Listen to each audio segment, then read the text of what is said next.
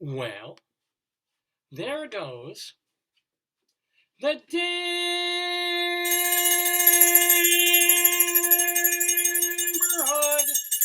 Good morning, everybody. Look, he can't help but wave. Potato is with us this morning. That's not Patch Eye. No, is this the eye? I think it is. You want me to get Patch Eye? Yeah, it's not Patch Eye, but Joyce fixed his eye this week. He had a little bit of I don't know if it was glaucoma or another eye disease, but poor beautiful Potato. It was a harrowing surgery. It took about 4 or 5 hours, where she took a magic marker and basically filled in a white spot on his eye. How long did it take? Like 6-7 hours to do that? Yeah. And then of course. Well, most of it was waiting for his HMO to clear. But he's doing all right. This Potato, who also had. There's nothing visually wrong with his eye. I think we can. You have the white noisemaker? I need that one. Here it is. Yeah. Okay, I got it. Okay. Calm down, Potato. I know. Just I'm gonna hold his eyes away from the light. And he has so many eyes, it's pretty much impossible. But here we go. Oh, ow, my ribbon hurts. Okay, it's fine. You okay? Oh, look, well, yeah, he's still got something of the I mean, this eye is so lazy it hasn't worked in decades, but yeah. Let me see. I mean, some potatoes, as I tend to say, this is like a Tuesday potato, rather symmetrical, round, and lovely. And then you have a Thursday afternoon, kind of a Friday morning potato before lunch. His eye actually, the lazy eye looks better. It does? It looks better on screen, yeah. Oh, okay, well, yeah. I think it looks a little better. Did you do some kind of fix? We must have done something. He looks a little more better. Look at me, yeah, he looks a little almost more.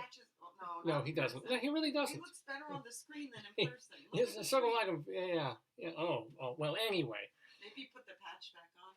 I think we need to. I think this is just. Oh, Joyce is going to help. That's my wife, Joyce. I'm Dave. This is Dave's Gone By.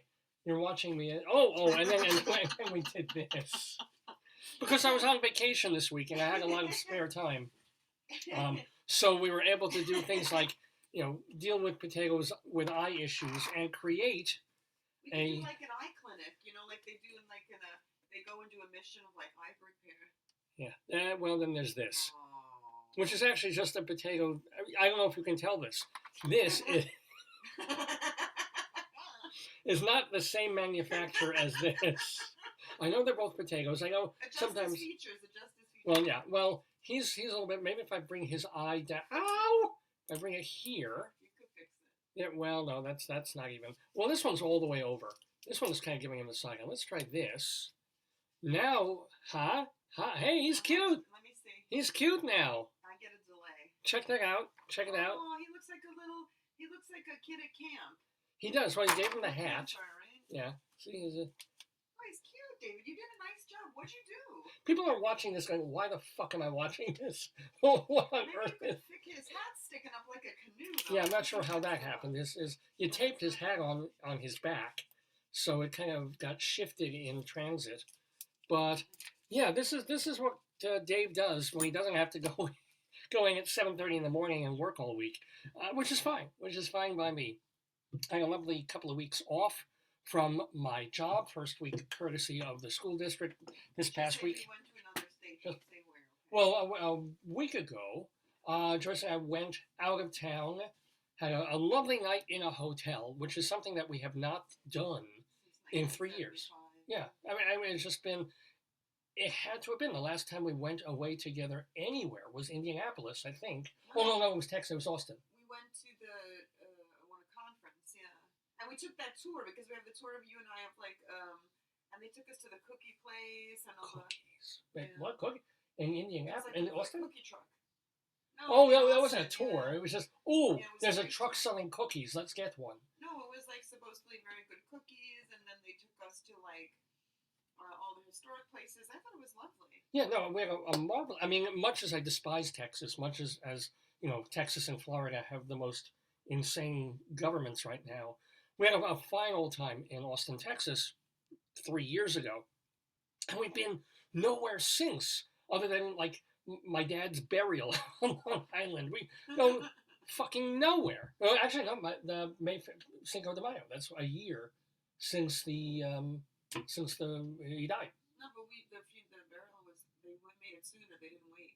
Right. Well, that was the unveiling. The unveiling was within 11 months. Yeah, but we did the unveiling about 3-4 weeks ago, and that's as far as Joyce and I have gone.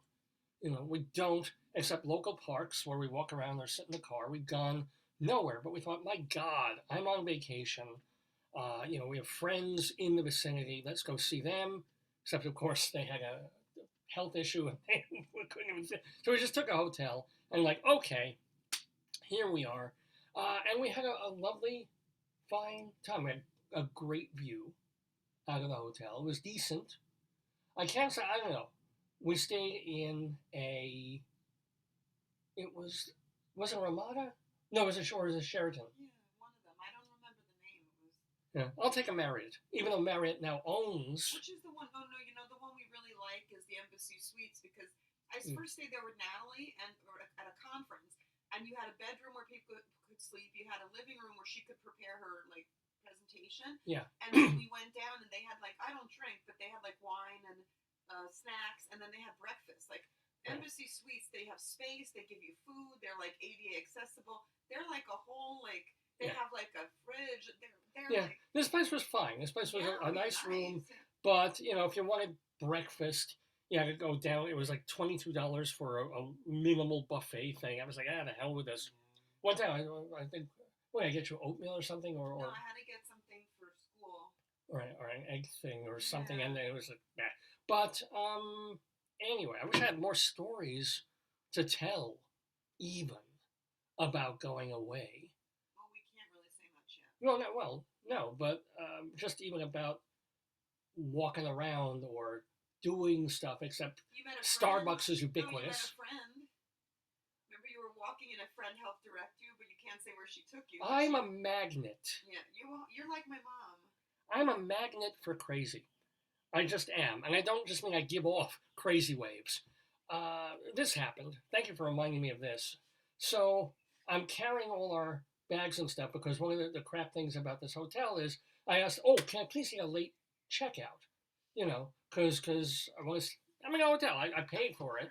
I want to stay in there as long as I possibly can. I might have gone for a swim or something, etc. And they're like, okay, sure, late checkout.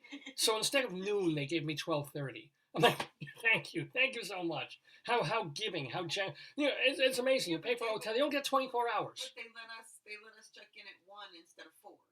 So that was nice. They gave us an early. But think about it. When you go to a hotel, you don't even get a full day there. You check in at 12, or you're not supposed to check in before 4 p.m. And you have to check out like noon. Hello. I know. They're shortchanging your day. Can I tell you something, David? Big secret: life is not fair.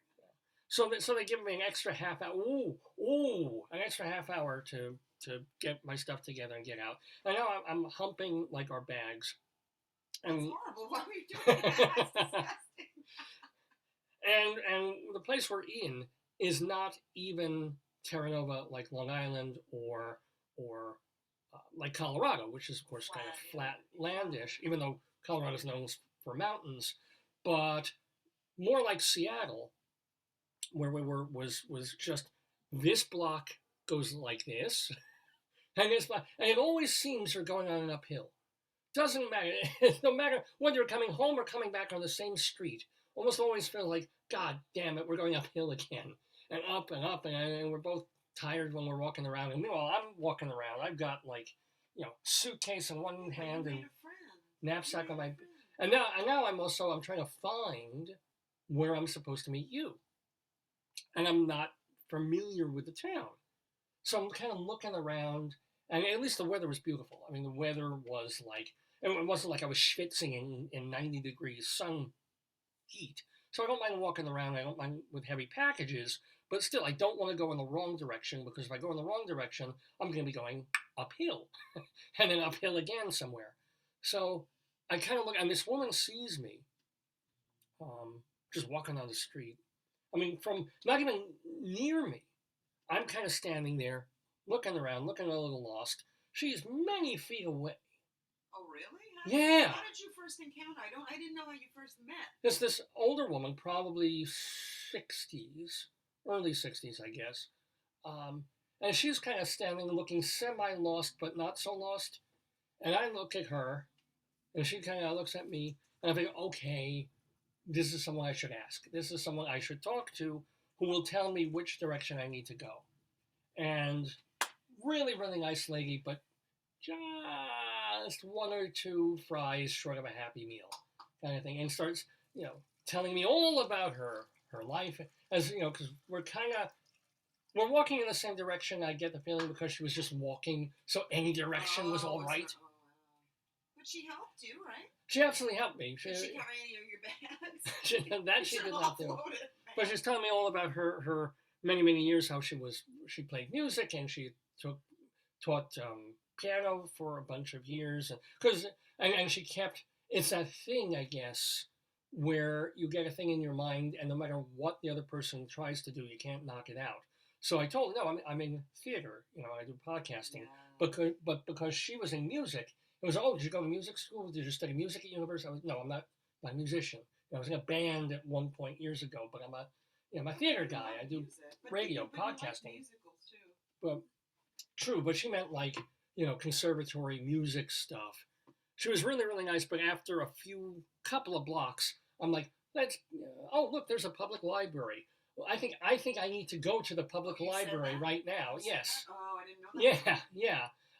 Because I figured, A, I wouldn't mind going into a public library, and B, it's time for us to part ways. You're a very nice lady, and I love when people tell, because we did start talking about music, and it's this thing of these people that she saw in concert back in the day. So she saw the Beatles when they played, in the town back in the 1964 or 5, when they were still doing live concerts.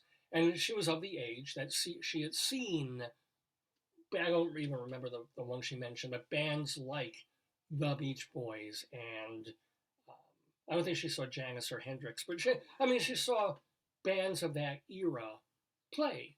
But, you try and get a story out of her, as opposed to, I saw them. Great. And, if you saw the Kinks, were the Davis brothers fighting, or were they great? Or, well, if you saw, I'm reaching here. If you saw James Taylor, was he mainlining backstage? Whatever it was, just I saw ... It's like, that's amazing. And you go, because there's an excitement there.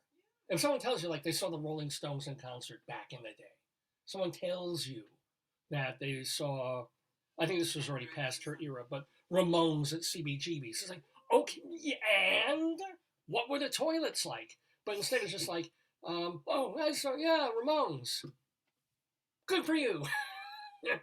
That's why when I get on here, sometimes in the morning, like when I was clearing my throat the first 5 minutes of this episode, I'm like, oh crap, to say that I went somewhere, big deal. To say that I went somewhere without a story, is like, well, good for you, and that affects my life how.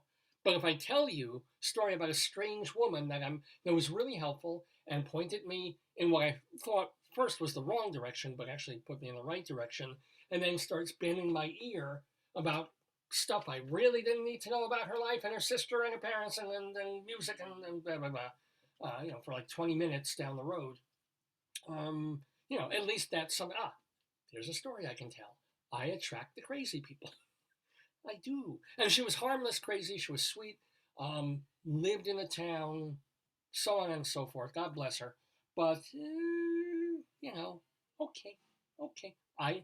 They come to me, as Max Bialystock says in The Producers, that they all find, how do they find me? They'll come here. How do they find me? They do. Because I'm Dave Lefkowitz, the producer and host of this program. It's called Dave's Gone By. This is our 847th episode of the show. Now, this is not a repeat, unless you're watching this later on, and then it is a repeat. But this is not a mistake. Months ago, we had on the program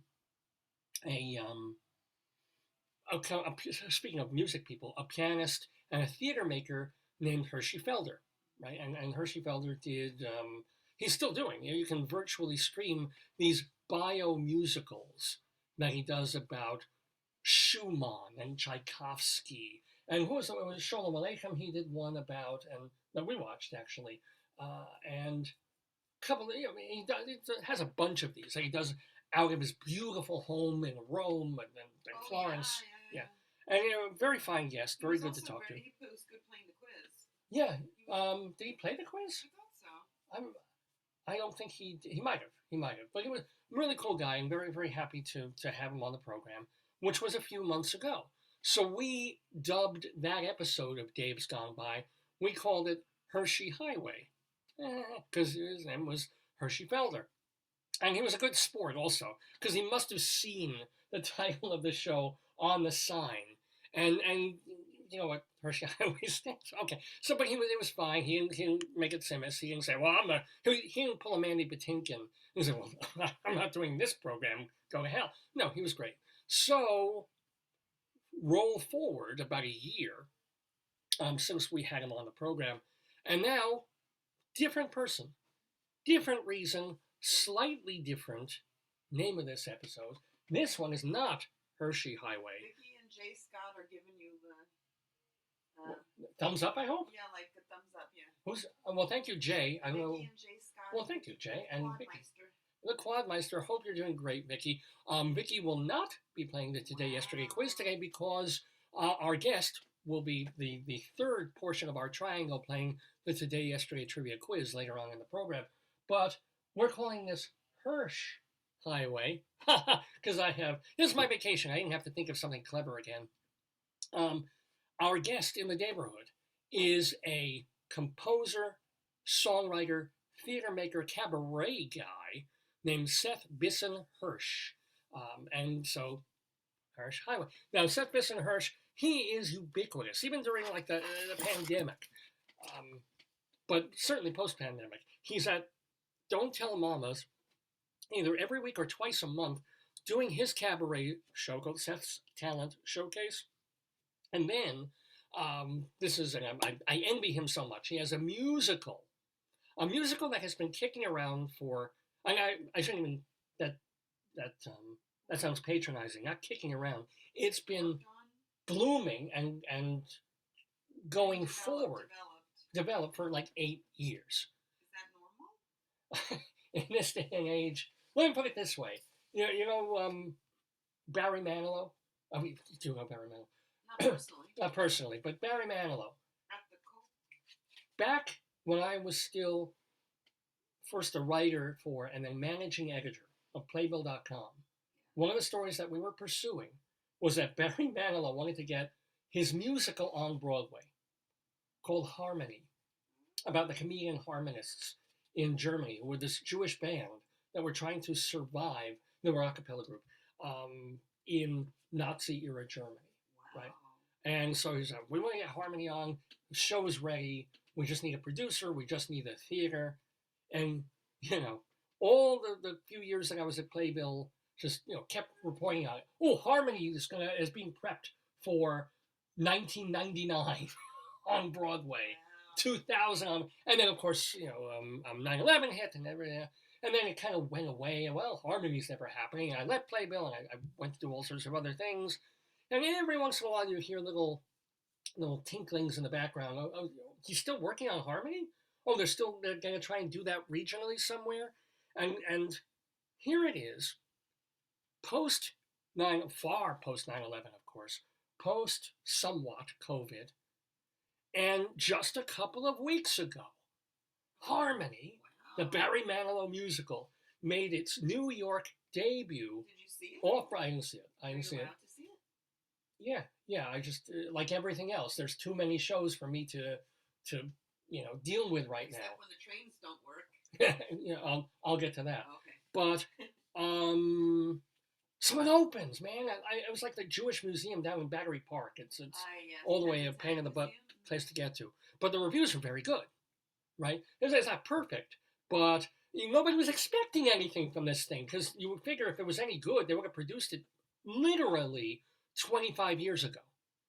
And it's not a revival. It might as well be a revival at this point. It just never came. And then suddenly it's here. And suddenly people are going to seeing it and liking it very much. And I'll bet you it'll move. Right? I'll bet you it'll go to, if not a Broadway house, probably a more serious Midtown off-Broadway house. And then I hope to see it next season if it does. Fine. But think of the journey of this one show by an incredibly rich and famous man. He was working on this in the mid-90s. But maybe something happened that it stopped and it went back. That happened. That's the thing.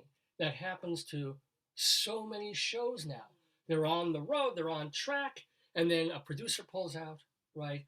Or they're getting ready, whatever, and the theater that they wanted isn't available, so that, we don't want to put it in the wrong theater because if the theater's too big for it, they can't get the right actors. They're waiting for an actor, and then the actor gets a movie right. So many ways that a show can fall through or be delayed. It happens all the time. Usually for a season or half a season. A show they want to open in the fall, they can't yet.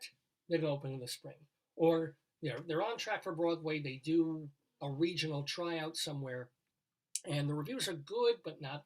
They realize they need more work, so they say, we're not going to open. We're not going to go straight from the regional to this. We're going to take a couple more months. But sometimes it just dies on the vine. And the amazing thing is, that's been a thing about this year, shows that you thought were dead reappeared. Shows that were supposed to open on Broadway in March and April of 2020.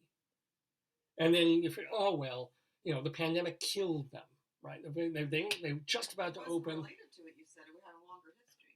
Well, this is not pandemic. I mean, Harmony goes, but shows that you thought, we'll never see the Minutes. We'll never see Hangmen, the Martin Mcdonough play, where they were supposed to open, and that's the luck of the draw. How are they going to keep the cast together a year, 2, 3 years later? How are they going to do it? You can't. Yeah. Right. So, but this really has been, and I credit producers and actors and Broadway and everybody for looking beyond and saying, we're going to do what we can. Plus, got to credit really New York State for emergency funding to all these producers that allowed the and theater owners to. We did see the Garth Stravinsky. The Garth Stravinsky documentary. He's got a show called Paradise Square that they were trying to get ready, and it came. It happened. It's struggling, and the reviews were not wonderful, but it made it. All these shows that really shouldn't have made it, not because of quality or anything, but just because of the times, of the impossibility financially of having a show ready to open in 2020, and then 2 years later, hey, we've still got everybody, and we're gonna do it, right? So, but with Manilow, that show, 22 years, and it opens up. So this is all by way of saying that Seth Bisen-Hersh, our guest in the Neighborhood today, he has a show that it's not like it's suddenly making its debut. It's been performed. It's been done in fringe festivals in New York. It's a show called Love Quirks, and in its off-Broadway-y way, it's gotten some really nice reviews.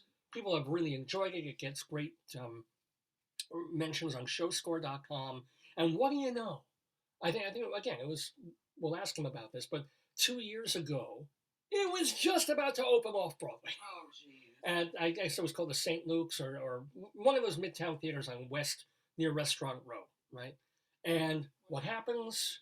I think it ran 2 previews, and then it shut down. Everything shut down. So it goes away. And, as for so many performers, heartbreak, but you have to go on.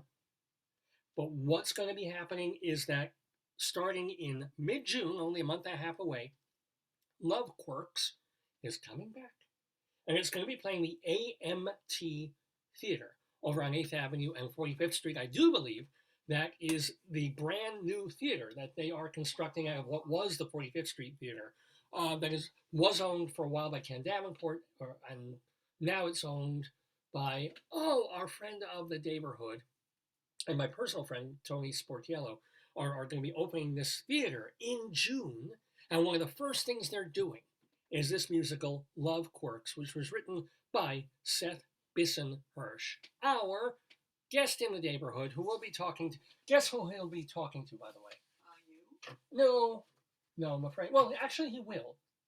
Because Seth will be staying on to play our Today, Yesterday quiz with Leslie Hoban Blake and David Sheward today on the program. So, yeah, I will get to talk to him. However, the actual interview proper, or improper, if you will, is going to be done by the one, the only, the Jewish Rabbi Solomon. He's finished with Passover. He's crumbled all the matzah. What? That's great. I thought he was still, wasn't he still working? I thought he was still trying to get, Passover money. It's difficult. The problem was when he sold the chametz, he paid too much to get rid of it, and now he's got all his chametz in hock. It's unfortunate. So he's figuring he's borrowing from people so he can get his chametz back. It's a thing. It's gonna be ugly. It's gonna stay ugly until Rosh Hashanah. I can tell this, but we'll see. But he's taken the morning out, Rabbi Sal is, to be with us here in the neighborhood to talk to Seth Bisen-Hersh on Dave's Gone By.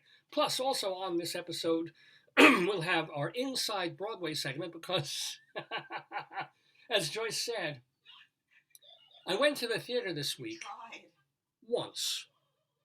Which, that's so you want to do? No, I was supposed to see 3 shows this week on Broadway.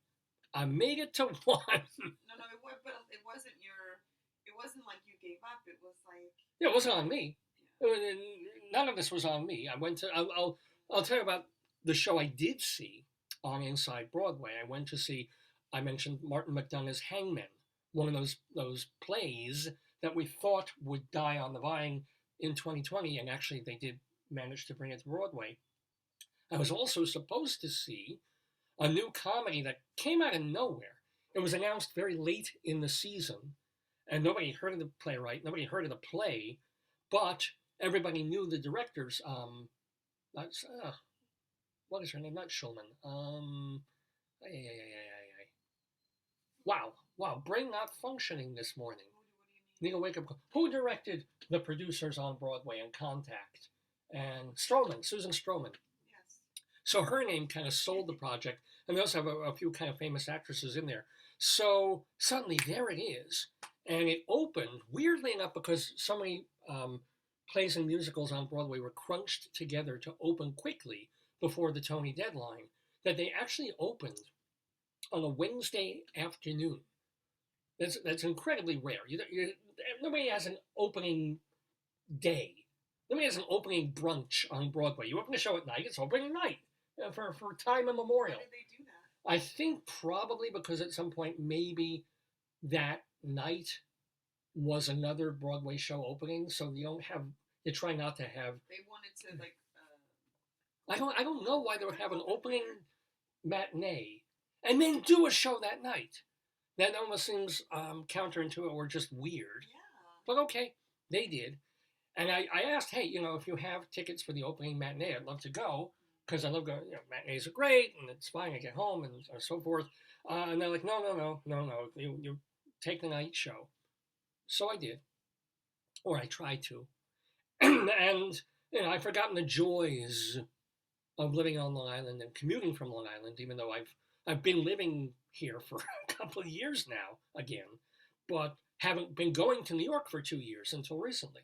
So I started driving to park at the local railroad station to go to New York and see the show. And I'm driving, I'm coming along, and then suddenly there's like traffic up the wazoo. I leave myself 20 minutes for a 5-minute trip to the train station to park.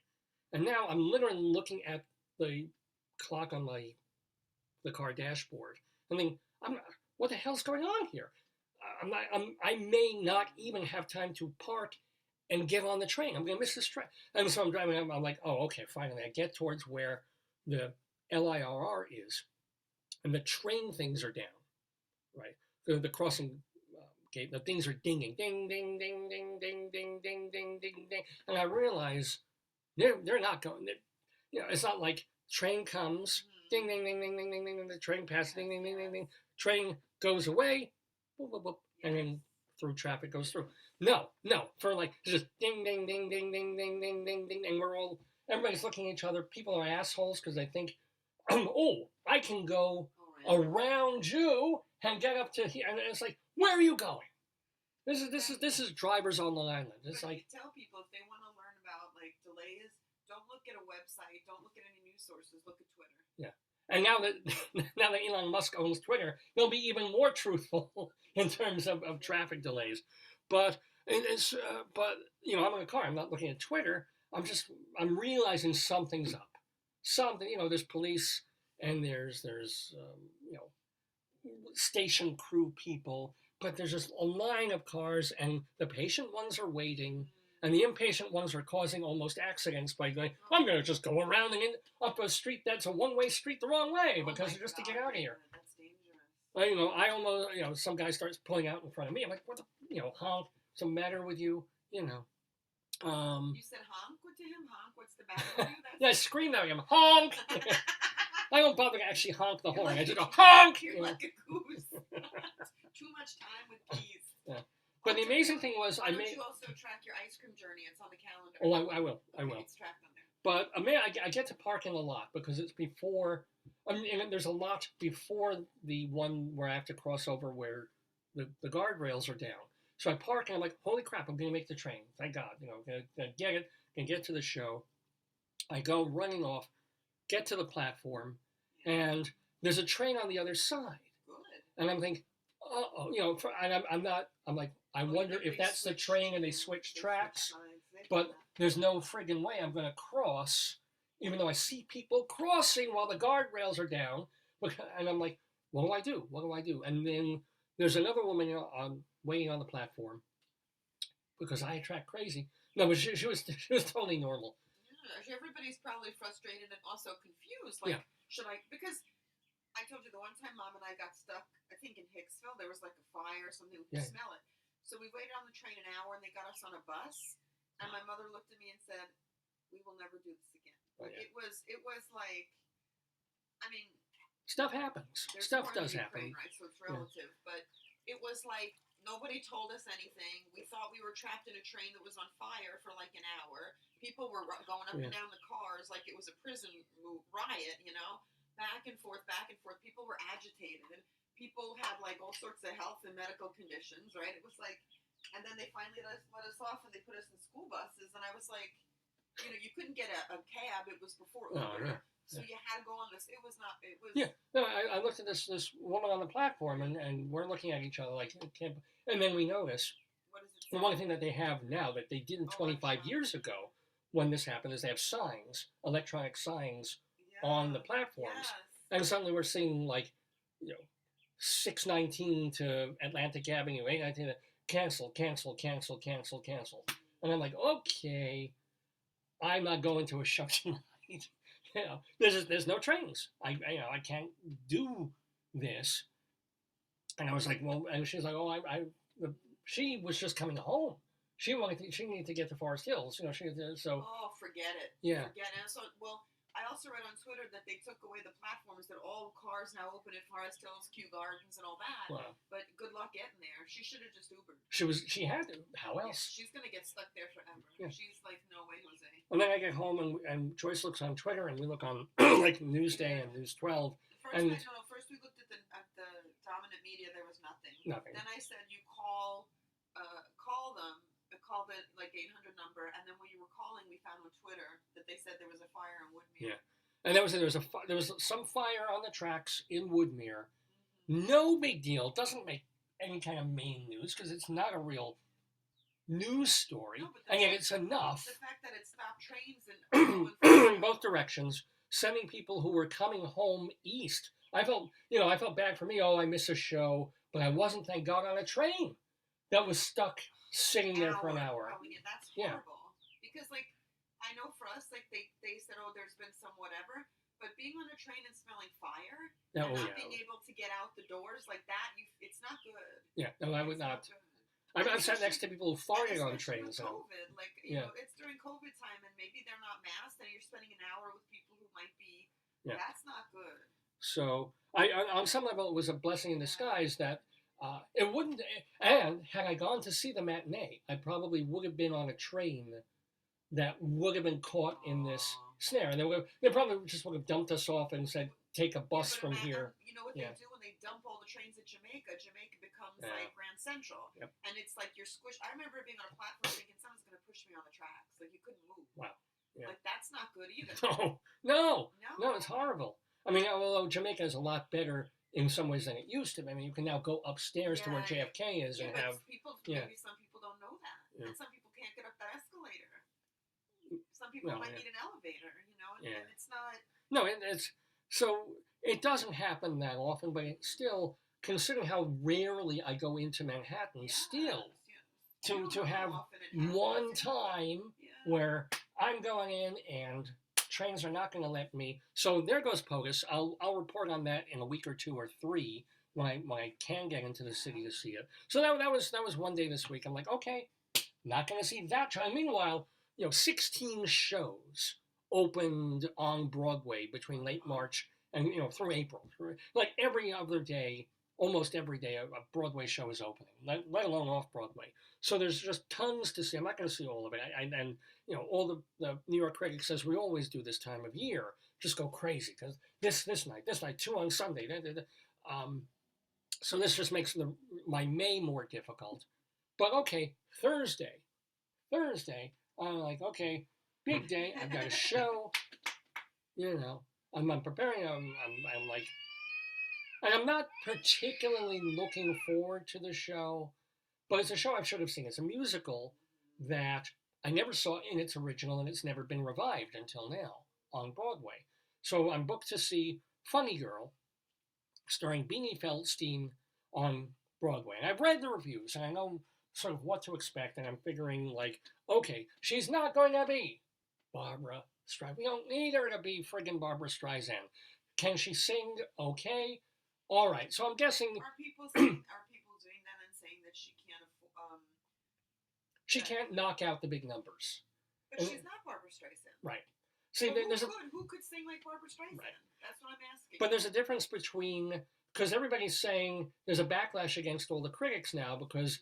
Everybody's saying, oh, the critics expect her to be Barbara Streisand, and nobody can be Barbara Streisand. Exactly, yeah. And the critics are bashing back, saying, no, we don't expect her to be Barbara Streisand. No one can be Barbara Streisand. And by the way, Barbara Streisand was in the movie. All these people who are having this conversation, nearly all of them, never saw her on stage in the role. They just know her from the movie or from a cast recording. Which is easily perfected, yeah. So, but what the critics are saying is, if you can't get Barbara, or you can't get a Barbara Streisand, you get someone who will knock out the comedy and blow the roof off the place when she sings. David, there are people like that. You had a Barbara Streisand imitator, right? Right, Stephen Greenberg. Right. They had to have a woman? Well, I guess they could find some. But again, you don't want someone who is, pardon me. You want your tea? Yes. Who is mimicking Barbara or being Barbara Streisand. You want someone with comic chops and incredible vocals, and those people exist. Right? Kristen Chenoweth's a little old, but right? You get Kristen Chenoweth in there, boom. You get Laura Benanti and Idina Menzel actually Idina Menzel is Jewish, so yeah, you get someone like that, so you know that the big numbers people. Who don't rain on my parade, you know that those are going to be like big, and then you hope that the comedy's there behind it too, because the play itself, the musical, apparently is problematic and just it derails in the second act. This is, by the way, I'm critiquing a show I've never seen. Do you want somebody to be a better singer or a better funny person? Better singer. Right? I want better singer, right? And then someone who is maybe a more seasoned Broadway performer, so that she just takes over like Bette Midler and Hello Dolly. Because anybody who says, why do Funny Girl? Because Barbara owns the role. It's like saying, well, never do Fiddler on the Roof because Fiddler was zero. But I think the problem is it's like having a sibling. You always, we don't know this, but you always get compared. So if somebody knocks something, if you follow somebody who is magnificent or knocks something out, Yeah. you're always in the shadow. So what you need to do, Mhm. I would have cast somebody completely different, like a man or something. I would Oh, have. well, made that it, would have been well, Harvey Firestein. no, Don't make it- rain on no, my you parade. could get a Barbara impersonator, or what I would have done is had multiple people do Barbara. So I'd someone have to come out and do the singing, and then the acting and the other stuff somebody else. Well, that'd be a little deconstructed. Or Because, I would have made it that she ages differently throughout the play, and then you could have had different. well, it's not Funny actresses. Lady. It's still. I mean, no, but I mean, it's a musical. You should be able to do a musical with a star, and that star should handle both sides. Yeah. For Broadway, I'm not talking about good speed musicals here. We're not Yeah. talking about theater Yeah. under the stars in Houston. Yeah, We're yeah. talking about Broadway with all, and maybe Beanie Feldstein is wonderful. And what you're In the saying role, I is have there are not many seen people- her. There are many people who could do it. That's what you're saying. I'm not saying there are many. There are many people who could do the role well.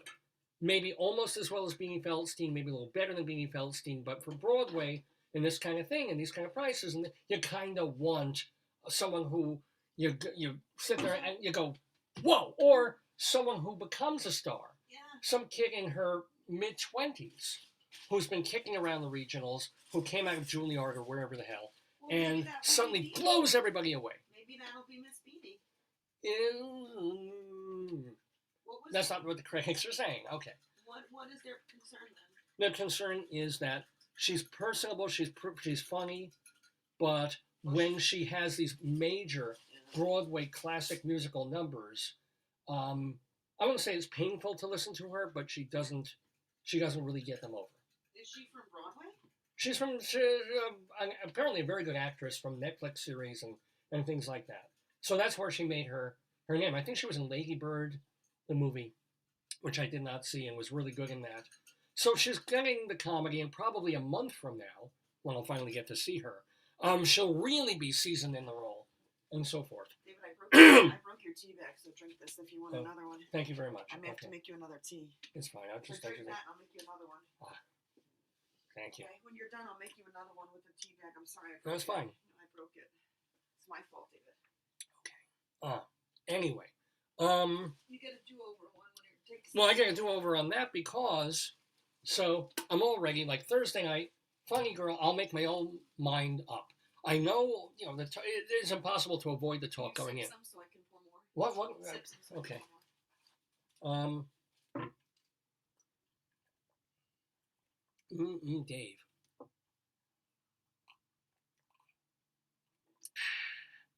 Silence.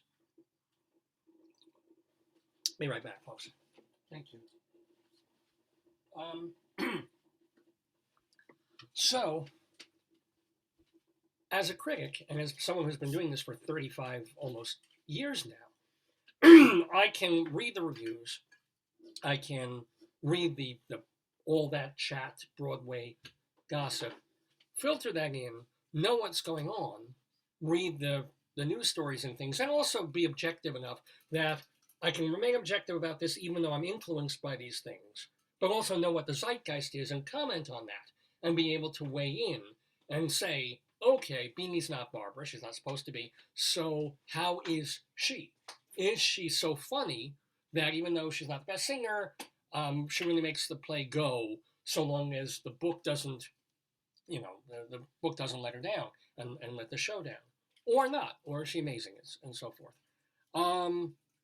Thursday night, and then about 4 o'clock in the afternoon, I get a text from the press people, and it's like, oh, and the interesting thing is, or it was also a phone call, the person that they mentioned who had COVID wasn't the person that I read suddenly in the trades had COVID. I was like, oh, I guess it's really going around the company here, because Beanie's apparently fine, but the lead actor who plays Nicky Arnstein, it's open, Ramin Karimloo.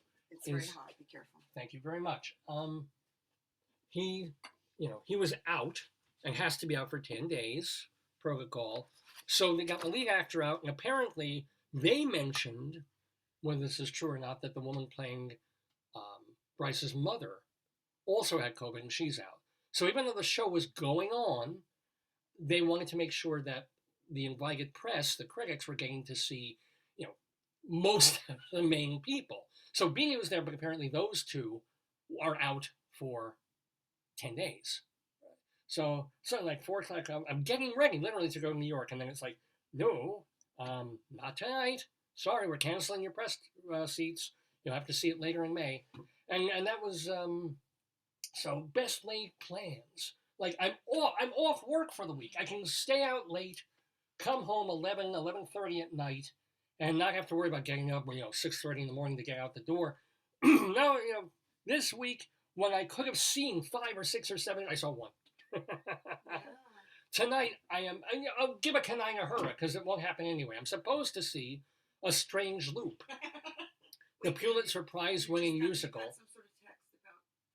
I'm going to check. Yeah, I'm going to check all day to make sure that I'm looped into A Strange Loop, which has only 1 star, and he's not really well known yet because it's his show. It's all about this black queer usher meta ultra meta musical. Supposed to be brilliant. I've heard bits of it. It's very, very smart stuff. So okay, and there it is. So maybe I'll report about it next week. Maybe I'll report about, well, I was supposed to see A Strange Loop, but then something happened. I wonder if Leslie or David have seen, or your guest have seen any of these shows. Some of these. I'm sure they. I'm sure David. He had a big list that time. Yeah. Never showed us, but who knows what he missed. Yeah, he's probably crossing off. He's like, Yeah. this guy's out and this show's. Yeah. Thing is, Broadway isn't necessarily canceling performances anymore. Yeah, but they're banning critics. Well, they're saying don't come to this one. Audiences can come. Audiences won't miss quote unquote Rami and Karamlu, who apparently can sing very, very well. And they're not going to miss, I guess it was Tony DeBuono that they met. But no, they're not going to. Yeah, they're there for Beanie. They're seeing Beanie. Except, of course, Beanie Feldstein's out this whole weekend, and Julie Benko is taking over, and apparently she's really good. Why? I don't have pre-planned vacation after an opening. Stars do this now. Then, like, they get through the preview period, and they get through opening, and then they just need days to decompress. Or maybe she had a filming schedule commitment, whatever the hell it was. But this happens. It never used to happen. They would open a show, and the star was there until the contract was over, and 1 or 2 weeks vacation months in. Now it's like, oh, they open. Are they going to be in a few days after the show open? No, they're off. It's a different world, ladies and gentlemen. Anyway, you're in the world of the neighborhood. Dave's gone by. Coming to you from Long Island, New York. So much to do today.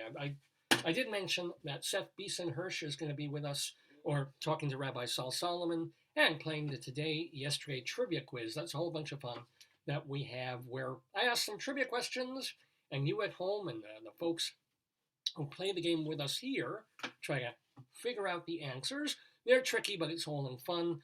We have our Colorado Limerick of the Damned, where we will be going to La Veta, Colorado. Yes, there is such a place. La Veta, V-E-T-A, Colorado, for a disgusting poem about that.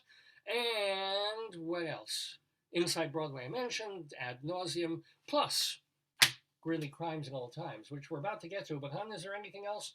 Anything else that happened this week? We're keeping a calendar of... You see the dots there? Yes. Yeah, I should have. It's a little embarrassing, folks. But I've been on this rant. I wasn't here last You're week. actually cheating on me with... Remember like a month ago, I got on here, and I was saying one of the banes of my existence, one of the torturous things of my life, was the ice cream. Was the ice cream man. I don't know what the hell that was, but whatever it was, it fell. Just keep moving. I think that was Beanie Feldstein. Well, the ice cream man, because I would always hear the tinkling bells of the ice cream, and it was always in a moment where he was so far away. It was like Tantalus and the grapes. I hear it, and I would just be like in the car. Joyce and I like to have dinner in the car because we're not going into restaurants yet. So I'd just be laying out stuff in the car, and we're sitting in the park trying to eat, and then it's like I just start. If 10 more minutes, 10 minutes, I would have eaten my food, put it away. I would hear the ice cream truck, dessert. Yes, and run out there and get it. But no. Or we'd be walking in the park and we'd be all the way around like the body of water, looking at the ducks and the turtles and stuff. And then from far away, coasting on the wind, over in the parking lot, a quarter mile away in the park, realizing that even if I ran all the way from where we are, looking at the pond, around and around, by the time I got to the ice cream truck, he would be gently pulling away. And this would happen numerous times. So it was like, March, mid-March, when the ice cream truck starts coming around in springtime, right? And it was this frustrating thing, but this wonderful human thing of like, it's there, it's in the distance, it's hope, and you reach for it, but it's kind of hopeless. It's like, I want that twisty, soft ice cream, because this isn't just like good humor. This isn't even like Carvel, which are both good, right? And you can go Carvel anytime you want. But the softy truck comes around, the Mr. Softy, with the squishy, the custardy stuff, and then they can do the twist that's chocolate and vanilla, and they dip it in crap, and you can taste the chocolate crap with the chocolate under it, and the vanilla, and it's wonderful. So there's something special about it. And there's something special about it. When children hear it, when adult men, women not really, but when adult men hear that sound, it's sort of like, must go, must take $4 to buy a goddamn ice cream. Just and it just does something to you. But it was in some ways a lot of fun that I could get on here and complain and say, the ice cream man yesterday, I saw him out my window, coming down our street, stopping on our street. And by the time I got my shirt and pants on to run down and throw money at him, he was gone. And this happened day after day. And now it's almost disappointing, in a sense, if you're Jewish, that most of the time we'll be somewhere, I'll hear the ice cream truck, and I'll be, oh, ice cream man, and I just come out of the car, or I just walk over, and it's like, here's $4, and I get my cone. There's something almost anticlimactic about getting what you want. It's the reason I think men chase women, and then they might marry the most beautiful, wonderful person in the world, but they still like, oh, well, I've got that, but I want that. Even though it's like, well, no, she's in Hollywood. She's incredibly rich, famous, and wealthy, has men falling over her. You're fine where you are. It's like men just like, right. Even the guy, which explains why there's so many Hollywood divorces and actors whom you wouldn't look at on the street if they weren't famous end up marrying these gorgeous starlets, and then it's not enough for them, and they cheat, and they go with a babysitter. Because it has to do with this idea of, now that I hear the ice cream truck, and 8 times out of 10, show them your calendar. It's like, yeah, here, I gotta pull it down there. Here. Yeah. Joyce is being, they can see it. This is Joyce's little calendar that she keeps for her stuff. So you can see a cute little crab that she drew there. What does it say? It's a bar of soap or something. Is it a vegetable? Oh, MetroCard for New York. Umbrella for rain. The mountains of, I guess, Colorado. And then beautiful little birds, right? Because I have a guy in our office who's a bird watcher, whom I've told you about. But these dots, Joyce is now keeping a calendar of when I actually get ice cream. And I don't think these are all, I think I've had more than that this month. I don't think We just started in that week, the first week that has the one. So it's like almost every other day you have ice cream. Yeah. So I've been getting ice cream pretty much whenever I wanted it, which is great for my taste buds and things, but it's not so great for my comedy and for just the whole psyche of being Jewish and like, I'm not meant to have this. This is too good for me.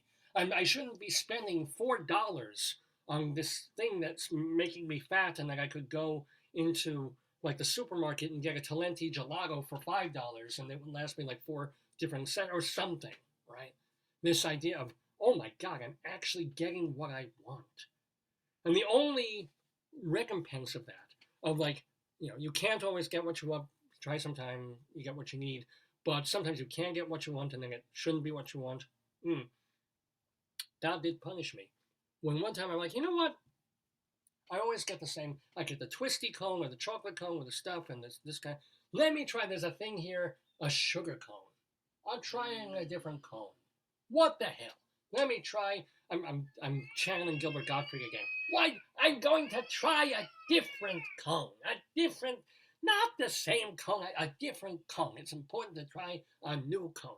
So I get the sugar cone, and halfway through eating it, the damn thing just starts leaking through on my arm. I don't think it did ruin any of my clothing. Did it get on anything? No, but you were very hostile. Well, it's very hot because I'm trying to enjoy eating this thing, and no matter what I'm doing, I'm having to catch drip on this hand, and I'm sucking the bottom. You do this, right? So you realize, oh, it's coming through here.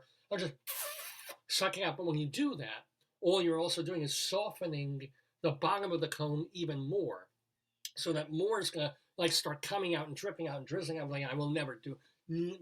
If I ever say, maybe I'll do a sugar. Maybe I'll do a sugar. It's like crema in your taco. You'll remember. I will remember. And even the sugar cone even had a paper wrapper. Knish sandwich too. What? You experimented with Knish sandwich. Well, that was good. That was different. You had tacos, gas. Right. You had. Oh, speaking of which, I haven't shown him today. We didn't eat here this week, but we ate here a couple of weeks ago. Isn't that just the most wonderfully racist thing you've ever seen in your life? I love that we live in a world where you can still get away with having this as a logo mascot. We deliver. If that came to my door, would you buy anything if he looked at that at your doorstep? I don't know. Anyway, but yeah, no, I did have a couple of really nice meals this week. We had a place, and Rabbi Sal, I don't know what he would feel about this, but there's a somewhat local place that creates a sandwich by slicing a potato knish. I'm sorry, potato. You don't listen. Soundproof booth. Okay. What did he say? Soundproof? Soundproof booth. He makes believe in it so he doesn't hear. Yeah. So they slice a knish in half and then stuff it with like the meat and the cheese and not exactly kosher, and that's a sandwich. So there's a sandwich without the sand part. It's literally a sand knish, and it was very, very good. I've got to say, messy as hell, but it was just it was nice. But who thinks of this? Who thinks of taking a knish? Somebody. It's like a stuffed pepper. I always wondered about that. There's not much room. Or a stuffed mushroom. How do you stuff a mushroom? It's a stalk and a head and what do you stuff in? There's nothing to stuff in there. A stuffed crab. So there's these tiny spindly legs. You can barely get any meat out of them in the first place. You crack them open. What's the stuff? What do you put in there? If you put breading over it, you're just going to go through the breading in and crack your teeth on the shell of the crab. You stuff a mushroom. It's sort of like there's something around a little bit, and then maybe you can fry the bottom of it. I go gag it. And now you've got where you can take a knish, which I guess you can start. And the thing is, they don't hollow it out to make the sandwich. They leave all the potato in there. They just mush it down with meat and cheese and potato. It's a press place, so they press it. It's like a panini thing. It's like a Jewish panini, a paninowitz, if you will. So I have to say, it was really good. I have to say that place was, and you had a salad there that you loved, and they had the fries were nice. They were actually very nice fries too. So that was a very, very happy meal, very good meal. Also found a Mexican place that's pretty good. So that was my week. This is I get like a couple of weeks off a year from my job. Nice to work for a school district because you get a little more vacation time than a lot of other businesses and things. So I don't get the summer off, but I get a week off here and there in the year. So I'm like, and when I planned this vacation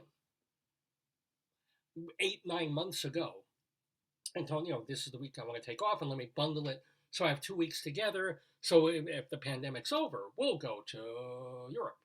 We'll go to London, maybe. We'll do the Eurail we would need more even than 2 weeks to really do that right. But we'll go somewhere amazing. Go to Ireland again, etc. So I was like, no, pandemic's still here. Let's just hang home. We'll watch TV.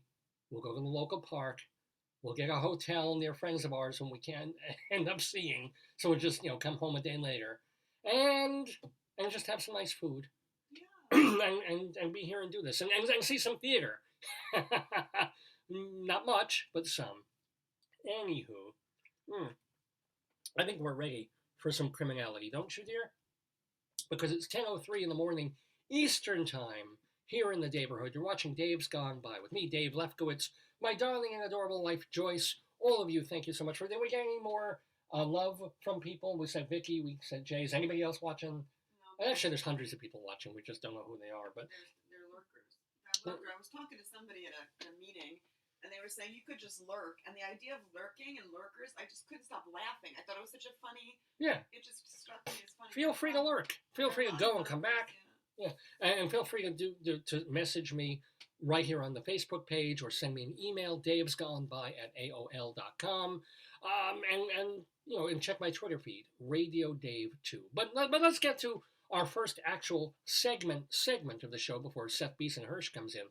We will have a segment that is based on items that appear weekly in the local newspaper of Greeley, Colorado, the Greeley Tribune. And in the Tribune, there's one column that is based on actual phone calls that come into the police department, the dispatch, of people saying, there's something going wrong in my town.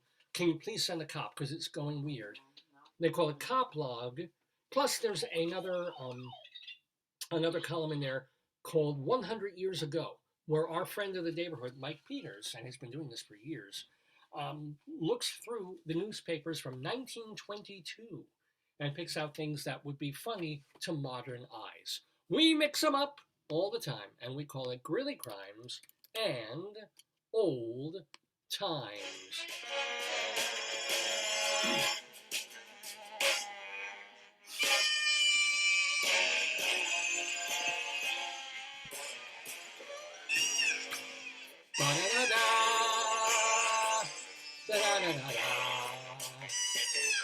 Yes, ladies and gentlemen, Greeley Crimes and Old Times here on the Dave's Gone By show. So, are you ready for some crimes, dear? These are real phone calls that happened past week or two or three in northern Colorado. A caller. Oh, a caller. Okay. Hey, hi. Uh-huh. Okay, a caller on 63rd Avenue said, I just love this. A trampoline flew out of the neighbor's yard and, where's the crash? There it is. And damaged the tailgate on his truck. What is it about trampoline? There's been a lot of trampoline incidents. Remember we heard about you said a kid was killed by a bouncy castle. Yeah, the bouncy house. I think kids have been killed. Not just the obvious thing where they bounce wrong on the trampoline, they come down, they hit their head on the rim, but trampolines and like hurricanes have blown out of yards and killed people. It's like the evil Sharknado had its day. All the Sharknado films coming out of the sky, chomping people. It's time for evil, deadly trampolines. Where's Cannon Golden Globus films when you need them? That would be a movie. It's horrible. Like that seems because you seem happy. Like it's like when clowns become killers. It's like clowns are always killers. But first you think of them as happy, and then you see them as like, and then there's that moment where you're like, Yeah. Oh, well, speaking of moments, a man reported his angry ex-girlfriend started throwing his items and hitting herself in the head with glass. It's like, at a certain point, if you hit your head with glass, either your head's going to crack or the glass is going to crack, or something's not going to go well. I knew somebody like that though, who had moments. We know her, you know her too. It's the person that introduced us. And I never saw her in that way. And then one day, she was hitting herself in the head, and I was like, oh boy. But it was with a bat or something? No, she was with like this, and I was like, this is bad. Like, yeah, she was a little self-abuse. Yeah. Well, I do self-abuse every morning in the shower, but now this is all about the way this is written. Thank you. This is how the line item was written in the cop log of Greeley Tribune. Are you ready for this? Not really, but... A caller near 25th Street. Yeah, I know, the writing is interesting on this. A caller near 25th Street reported a man had a big package on his bike handlebars, but he left it at the intersection. So there's two weird parts to this, obviously. One is the phrasing of a man with a big package. The other is that, how do you have a big package on your handlebars? How does that even... Do you have it like here and you're peering over it? Bike? How would you address that? Because you're somebody who, I used to take a bike all the time that didn't have a back thing where you could put stuff on. But you couldn't, I don't know, you couldn't put it on one handlebar because it would just go like this. Maybe he had a basket. When I was a child, I had a bike that was lovely. It had streamers on the handlebars, and I had a basket. But this guy, could you put the basket on the handlebars, or did it go behind you? The basket was over the handlebars. It was in front, but it wouldn't have fit. It would fit like maybe, I don't know, one like grocery bag or bag something small. Not even a grocery bag. It was like this big. Right. So this man with a big package left it at the I wonder if he lost it at the intersection, which could happen. If it was 8th and 8th, perhaps. Well, let's do some old times. This is, as I said, these are things that were in the Greeley Tribune newspaper. It was called the Tribune Republican back then, 100 years ago. A former Greeley man was arrested for operating a still of booze north of Fort Collins. He said he had to sell the booze because of his bad luck lately. He was injured when a tire exploded in his face. Now, I've heard of getting really tired, but this is ridiculous. No, so a tire exploded in his face, his arm was broken, and then his fiancée broke off her engagement with him. So if you think you're having a bad year, ladies and gentlemen, and you know what happens when a tire explodes in your face, hon? It's not a good year. I guess he had an inflated sense of self. Rubber, he never touched her. Yeah. Okay, moving on. Another old-time thing. Here's an idea. Oh, God. No, there's not. Here's an idea from the Tribune from 1922. If you dip your shoes in melted wax every month, not only will the shoes be waterproof, but they will last twice as long. That's a good tip. And, well, I guess you don't dip the whole shoe like where your foot goes in. Right. The wax would make like a barrier. That's smart.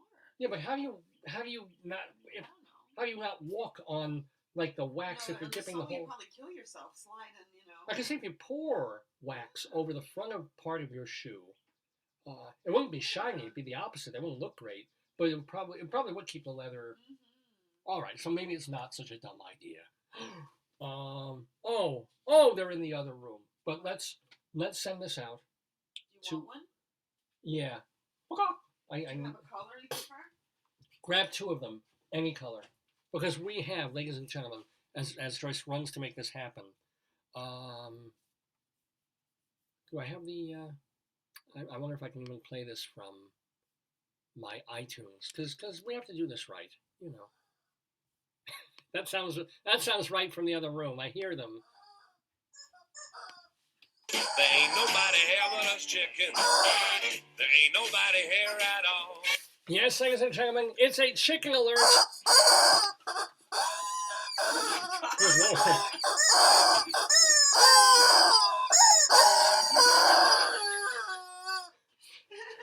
Right, I used to be deaf in just one ear. It sounds like a slaughter. I know, right? Well, a chicken alert just means that there's stories about chickens in the Greeley Tribune. This is from 100 years ago. In Barnesville, a large group of chicken farmers met at the school and were enthusiastic about Charles Plum's speech entitled, quote, Chicken Culling. Oh. I love a good chicken culling speech, don't you? No? And by the way, there's another, we have a double chicken alert. This is unbelievable.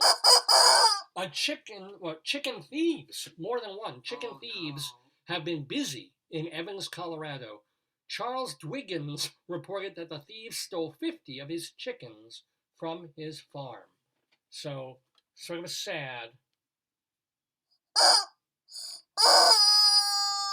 Chicken alert there from the Greeley Tribune 100 years ago. And by the way, also 100 years ago, Ed Schwartz butchered a hog last Wednesday. This is what they would put in the paper. Earl Schwartz butchered a hog last Wednesday for Earl Johnson. Today, this would be news only if Ed Schwartz butchered Earl Johnson like a hog. Kind of shows you how times have changed over the years. So let's do, oh wow, okay, we've got our guest coming up in just a moment or two. Let's do one elsewhere piece. So every week on Dave's Gone By, when we do our Greeley Crimes and Old Times, we do reach elsewhere, even beyond Greeley, Evans, Fort Collins, for some funny news. This happened in Maharashtra, India, just a day or two or a week ago. 4 men were arrested after one of the men's phones was discovered to contain a video of them gang raping a Bengal monitor lizard at the Sadhari Tiger Reserve. CCTV footage showed the 4 men lurking around the forest, they're lurkers, and trespassing into the Sahyadri Tiger Reserve. In addition to the video of the men sexually abusing the monitor lizard, officials also found photos of porcupines and deer on the men's phones. I don't understand. They were having sex with a lizard. That's illegal. Yeah, it is. Even in India, the case was taken to the Indian Penal Court, where the penal code states that anyone who voluntarily commits intercourse with an animal, quote, shall be punished with an imprisonment for life or up to 10 years plus a fine. Wow. But they asked him, why would you have sex with a monitor lizard? And he said, well, just because iguana. Get it? Iguana? Iguana do this? Iguana? Ha. We have a guest. His name is Seth Beeson-Hirsch, and he's going to be talking to Rabbi Sal Solomon momentarily on Dave's Gone By. Let's play a little bit of Seth doing his thing. This is, I guess, he appears frequently at Don't Tell Mama. This is a song from his musical Meaningless Sex. And oh my God, this goes back to 2007. It's on YouTube. Here's Seth Beeson-Hirsch with a song called If Only I Were Gay. There's bound to be a solution, short of prostitution, for my lack of sex life. Girls aren't always in the mood, and when you are, they think you are crude. But guys are in the mood every day. Oh, why can't I be gay? Girls will make you work so much for just the slightest feel or touch. But guys are willing to give it away. Oh, why can't I be gay? I know there would be some dramas might be needed by some, but it would be worth all the dramas, except maybe swallowing cum. Yeah. Girls will always want to wait, at least until you've had one date. Just skip the date, go straight to the bed, then start by giving a head. I say, oh, why can't I be a gay? Sure, I would get some all the time, but a dick up my ass is scary. Ouch. The girls already think that I'm a flaming berry. I don't know why. I recognize that song.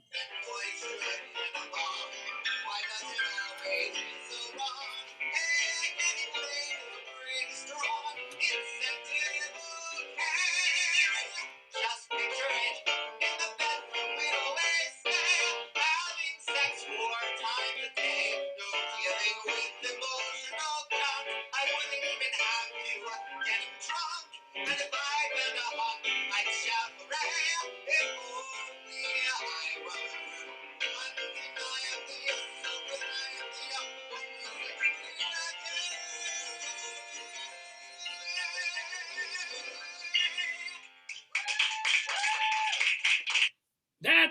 course, was our guest in the neighborhood from several years ago now, performing at the Don't Tell Mama Club, where he performs basically like every week or every other week, and has been for many years with his show, Seth's Talent Show. Seth Beeson-Hirsch, who apparently is not gay.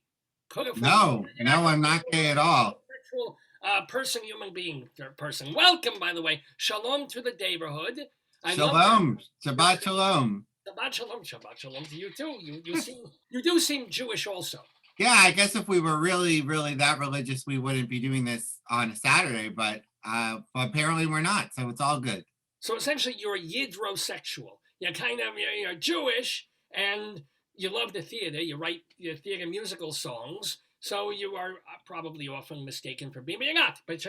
But you're not. So, as a matter of fact, we'll talk. There's a theme in one of your shows where you had a girlfriend and she dumped you and it sent you into a terrible spiral. But this that was real life. That wasn't a show. Yeah, it was one of your cabaret things where you're talking about your life. Yes. That was a terrible year. You've done your research. I love this.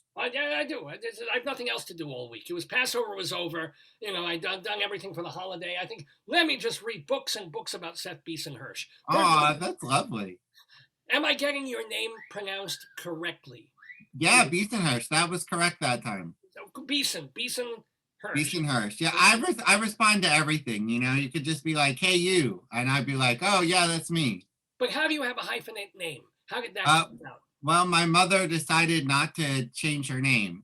So she kept Beeson and my dad is Hirsch, and they smushed them together. And I think it makes me interesting. 3-name composers are very in vogue, Jason Robert Brown, Ricky Amadeus Mozart. That's a good one. Von Beethoven. I'm liking this. Ricky and Jordan. Who? Ricky and Jordan is 3 names. That's right. This is true. And so it's a thing. Now, how long have you been composing? How long have you been creating? Oh, I guess my first song I wrote when I was 13. So it's been years at this point. It's been a while. Not a girl. You can tell us how old we are. I'm a little bit over 40. I don't know. My mom would never ever say her age, and I think she passed that down to me. But I think I look good. No, it was her birthday, and I wrote her a song for her birthday, and then I was like, oh, I don't have to pay people gifts, or I don't have to buy gifts or anything. I could just write them songs.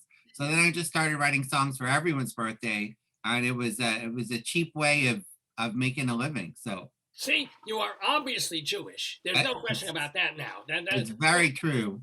So how was your bar mitzvah? Do you remember anything about your bar mitzvah? Oh, my bar mitzvah, we're almost at the 30th anniversary of that. Well, now I've given away my age. Pretty clear, yeah. We actually, we hired a rent-a-rabbi because we didn't belong to a temple or anything. And she was very good, and we would go over to her place once a week to learn the Haftorah portion. And I remember I did it for the money. And then I had that in my speech, and my mom made me cut it. But I was like, this is true. I did do it for the money. She's like, you can't say that. That's uncouth. But yeah, I guess, she was stifling my humor. But I could say it now because she won't watch anything on Facebook. So well, the rebelliousness of of making funny songs and dirty songs and songs for musical theater, did that come from being from a middle class Jewish upbringing? You don't say this. We don't talk about money. We don't say this in public. We don't talk about the family here. Is that a response? It's possible. I don't know. I was picked on a lot through like middle school. And I think that made me be funny. I think a lot of comedians have that background story. Oh. I had to use it as a defense mechanism. So I think that I've built comedy into a huge defense mechanism. And when anything gets serious, I make puns. So even when I wasn't sleeping for that year that you mentioned, I was writing, well, not all funny songs, but I wrote a few funny songs in that year too, because that's how I process the world, is trying to make some sort of humor about it. You know, we all say that about they're bullied, then they turn to comedy. And did it ever actually get you out of a situation where you would have had the shit beaten out of you, but you said something funny and they kind of or they just, oh, he's so weird, just let him be. I don't think I was, as you said, middle class. So I never actually was going to get like punched in the face. People would just make snide comments all the time. So then I would be funny in class. And I think that would help ameliorate the situation. But my grandmother was also one of the funniest people I knew, and she survived the Holocaust. So I think it's just a defense mechanism that has been passed down to me throughout the generations. What stories did your grandma tell you about being, I guess, in a camp, or if she wasn't in a camp, then she just. Oh, she was in two camps. She was in Auschwitz and Bergen-Belsen. She used to go around so she didn't really say anything until I think my dad was in his 50s. And then she started to open up about her life. And so she was interviewed. You can find that somewhere. I have on my music YouTube page a grandmother tribute playlist. I actually did a tribute speech to her at Auschwitz in 2016, a few months after her death. I had been going on this trip to Poland, and then the woman who runs it asked me to speak since she had recently passed away. So but there's a link on that video to her, and she was on cable TV, and she would go into high schools and Hebrew schools, and she would just go everywhere. Actually, this one high school, one of the questions they asked her was, did you get to go to a prom? And of course, she didn't get to go to high school. So they actually threw my grandmother and Holocaust survivors to prom. This was in North New Jersey. I don't remember when, in 2008. Actually, the only weird part about that is to get in and out of the gym and the prom, they stamp your hand. And she says, no. Oh, gosh. That's dark humor. No, but she always, somehow carried on and made jokes. And it was like, her joke was, in my life, I've had 3 rings, an engagement ring, a marriage ring, and lots of suffer ring. She stole that from Abbott and Costello, but that's fine. Well, to me, she wrote that joke, but apparently, if you Google it, other people have said it. Yeah, Abbott and Costello, I'm sure, stole it from vaudeville. Is that, or maybe they stole it from her. Abbott and Costello did do a gig at Auschwitz in 1942. And so really? They went there. They did not go over well because people were, dying while watching. They were dying. People were dying. It was not. People were dying to get out. I think is the joke there. There's the joke you're looking for. When you went to Auschwitz, is there anything fun to do? I wanted to go, but you go to is there anything fun? Is there a ride? No, there's nothing fun in Auschwitz. They have a really, really a room with they list everyone, a huge book. So I was able to look up all my grandmother's relatives. So I guess you can say that was interesting. I don't know if I would say fun. We did go to Krakow after, where they were doing the Klezmer Festival, and that was fun. But I don't believe the trip does it anymore because of security concerns. But when I went in 2016, we did. That was fun, and I stayed. It was like an all-day thing, and I just stayed all day, and it was a really nice catharsis. But I always pair my my Holocaust trips with fun. So that same trip after I did Poland, I visited a friend in Vienna. And so I did Vienna, and I went to Salzburg for 2 days. And then I went to Prague. So it was that was the fun part of the trip. After I did the Germany trip, I went to Paris for the weekend. So I like to treat myself to, Basically, you went to Germany and then you annexed Paris, which exactly. is what you do. This is how that works. We're talking with Seth Beeson-Hirsch. Is it Beeson-Hirsch or Bisen-Hirsch? I say Beeson-Hirsch. Bisen-Hirsch. But as I said, I'll respond to anything. So you could just be like, hey, Jew, how's it going? And hey, Jew, how's it going on? You? So did you go to university for college for music, or did you study other stuff? Well, I went to MIT, which you might have heard of. I try to drop. I'm not a Harvard student. Harvard people drop Harvard every other sentence, but MIT were way more down to earth, and you can't buy your way in. But I got a degree in computer science because that's what everyone was getting those days. And then I also got a degree in music composition Because if you're going to pay 120,000, which of course it's a lot more, now it's like 200,000. But when I went to college in my day, it was only 120,000. And I was like, I'm going to get two majors. And I almost minored in theater as well, but I would have had to take this class where you're basically the theater department's bitch and you have to like be their slave. And I was like, you know what? I don't need a minor in theater. Of course, you don't need a degree in anything for this industry. But so I got the degree in computer science and the degree in music. And I almost minored in theater. As an adult for the past, say, 20, 30 years, which has been the more useful and the more lucrative, since you have not just a theater degree, oh, I can go teach theater, or it helps me audition, but I've got something where I can program computers, oh, and I can also draw, write people's sheet music.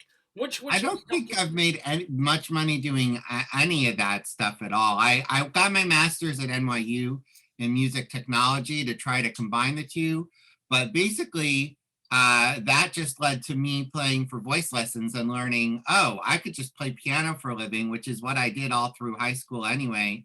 And I was like, this is really lovely. Why would I ever get a job if I can play piano?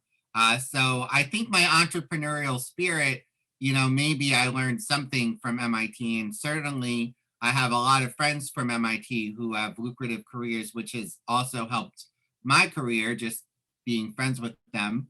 But I don't know, the music composition I definitely use. It's just, I wouldn't call it lucrative. I think playing piano has been what I've made money for. I did also start writing crossword puzzles, and I've had 3 published in the LA Times, and my 4th one just got accepted by Universal. Actually, I just got the email last night.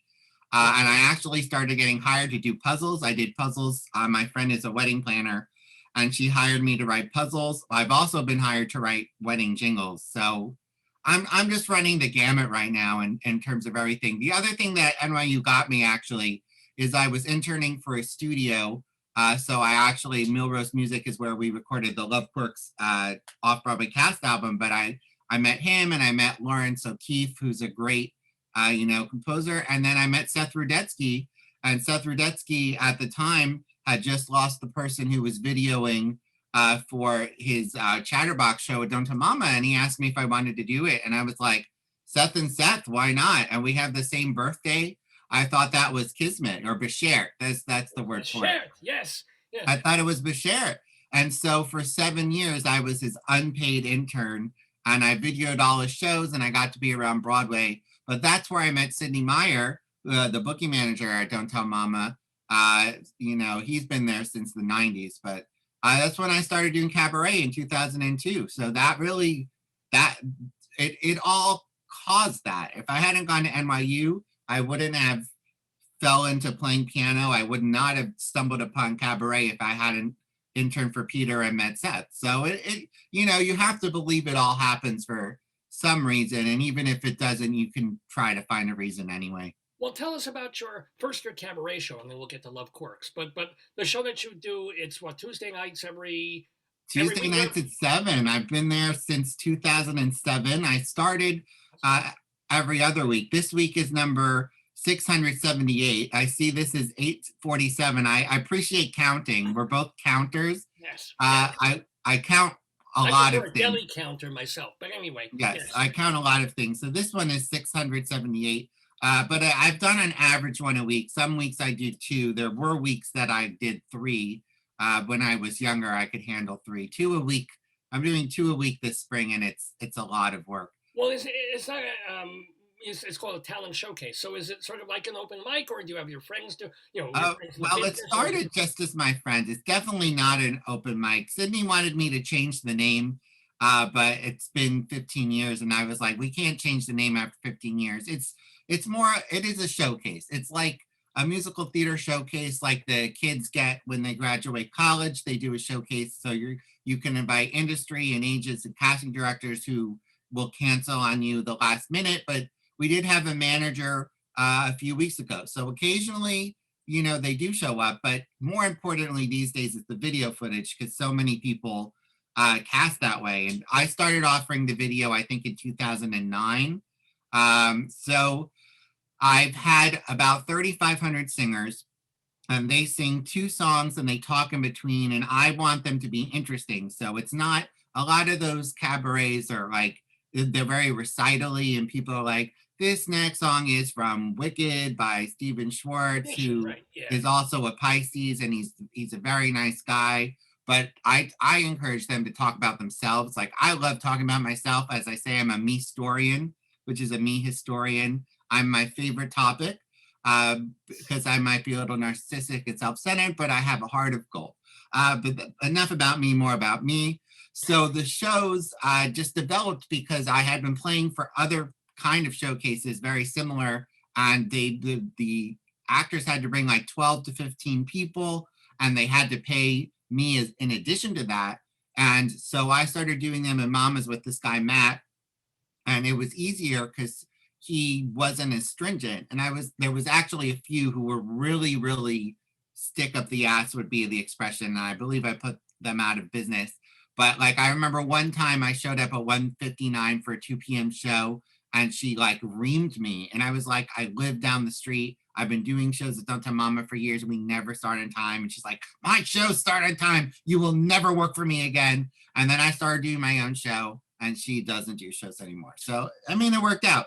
But first, as I said, I started with my friends, and then I was doing like every other week. And then I put up an ad in Backstage and Playbill, and I started using people I didn't know. And then between that and then referrals, it's just kind of like spread out to the point where I only put up an ad like 2, at most 3 times a year, because I just have so many people who want to keep doing them. And, you know, it's when you're on stage that much, it just becomes, I have this level of insouciance now about just being there, and I just have a good time. And I used to stress out about everything, because, you know, everything in cabaret, there will be a thing that goes wrong every week. But at this point, I've had most of it happen. I mean, certainly. Okay, so tell me now, what are one or two of the most wild, crazy things that went? Oh gosh, when well, we were doing your show. we had a girl faint. Like, she sang her song and was fine, and then during her patter, I guess she got really hyperventilated about the fact that some people, they don't mind singing, but when they have to be on stages themselves, it's hard for them. And that's like, you need to be comfortable in your skin to portray other people. When you portray other people, you find facets of yourself. That's what Meryl Streep does. But a lot of people think it's about putting on an act and putting on an affectation, which it's not. So I tell people it needs to be inside out, and you need to find pieces of yourself in whoever you're playing, which is what something like actually Beanie and Funny Girl, I read an interview with her. She was saying she was finding Beanie and Fanny instead of Beanie and Barbara and Fanny, which is great. I So Beanie and Weenie, but that's yes, just my diet. that's exactly true. So I feel like, you know, it gives people the opportunity to be comfortable in their skin. But yes, so when she got to the part where she was talking, she just freaked out and she went down. And apparently it's just something that happens to her sometimes. We called the ambulance, but she was fine. And we just kept going with the show. And afterwards she was like, I'm so embarrassed. I apologize. And like, you know, what happens. Another week, I won't say her name, but I have a stripper who's done a few of my shows. Like, that's her day job or night job. It would be a night job. And she always pays me if she owes me money in singles.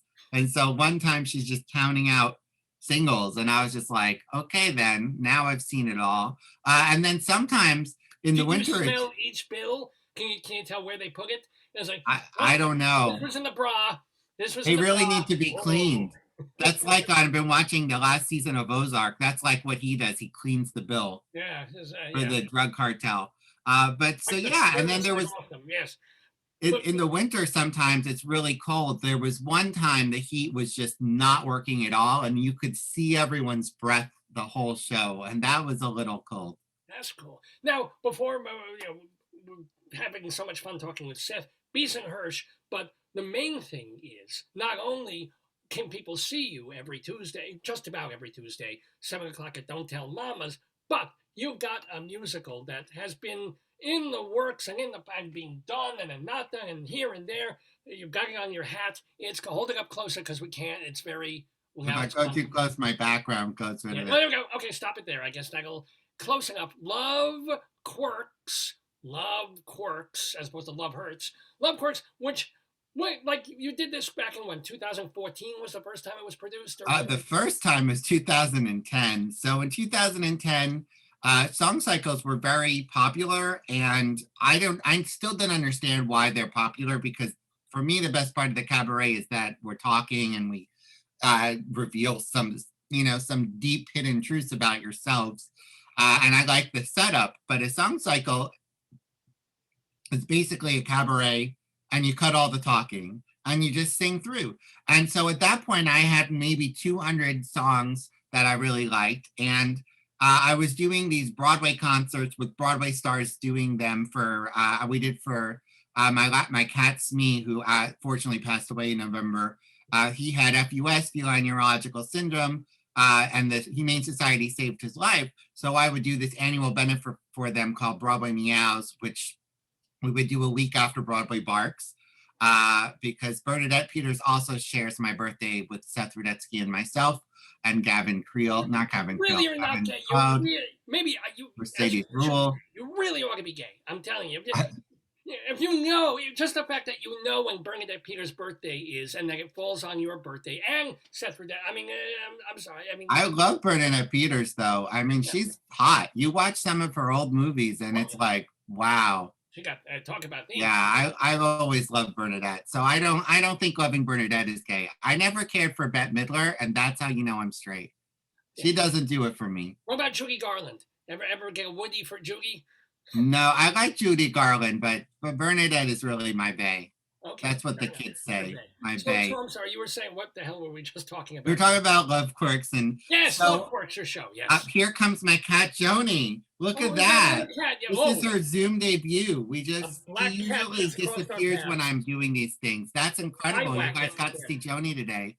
Yeah, so sorry, Joni. What I was saying was I did a song cycle. So I was walking down Broadway talking to my friend Aviva, and I was like, all these kids today are doing song cycles, and I have so many songs. And in the Broadway concerts, we did Broadway Meows and Broadway Can for the City Harvest. We had so much fun. We decided to do a can rating drive in December, and I did those for 10 years before I was like, I'm over this. I've done them.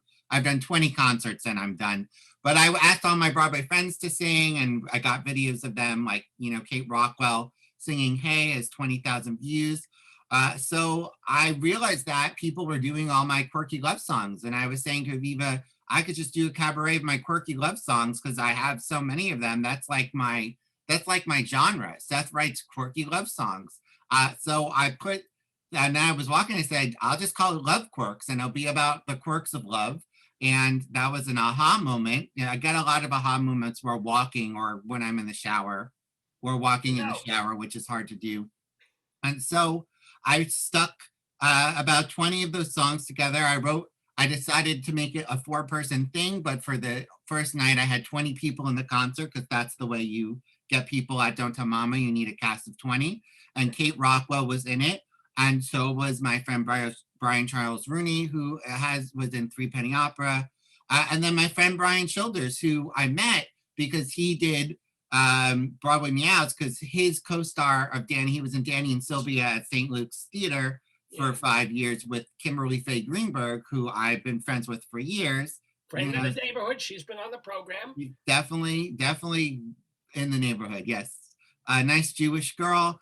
I've been playing Kim Stanley's show, actually. We've been taking that around the country, but that's another story, never mind. Anyway, Brian was in this 20-person version of this 4-person show, and I had written a few songs for that concert that I thought there were holes. And Brian was like, we need to do the 4-person version and see what that looks like. And for some reason, this art gallery in Soho had reached out to me in spring of 2011 and said, we'll give you the space for free. We want to bring in more theater here. We'll split the door with you 50-50. And I was like, I'm not turning down free theater space. So we did a 4-person version of just the song cycle. And we ended up cutting a song, and I put in another song instead. This is all in my book, The Making of a Musical, which I haven't published yet, but I was going to publish and then we shut down, but I have it all. And I actually did the Facebook Live series where I talk about this sort of stuff. So then after that production in the spring of 2011, people loved it and were like, we want to know who these characters are. And it just so happens that Brian's brother, Mark, is a screenwriter and playwright. So Brian called Mark and said, I think you should come in and flesh these characters out. And Mark came on my podcast last season or 2 seasons ago, and he talked about how he had a whiteboard on these songs and these characters. And I don't know, he's a fucking genius. He took the score that was existing and he wrote a book that worked. And we did a reading in 2011 at Shetler, which is no longer there. This whole story becomes places that are no longer there. And people loved it. Theater. Yeah. Yeah, we ended up getting, a few investors, but not enough to actually move to St. Luke's, which we were trying. So after that, we did the concept album. And I don't remember, I think we took a couple, then the year I didn't sleep. So that derailed everything in my life. But at the end of that period, Brian worked with this guy. I'm not going to say any names because they all turned out to be flakes, but he ended up working with a guy who was like, I want to move your show off Broadway. Spoiler, he didn't not, but we ended up getting the Electra Theater, which is also that's now a Chick-fil-A. We got that for a reading in spring 2014. And by that point, we reconfigured, we cut songs that didn't work with what we were doing. And I wrote some new songs and I fiddled with some lyrics and we did a great reading and people again really seemed to love it. But the guy ended up, he was offering us the space, but he was going to have his own show and then he was going to give us all the crappy times.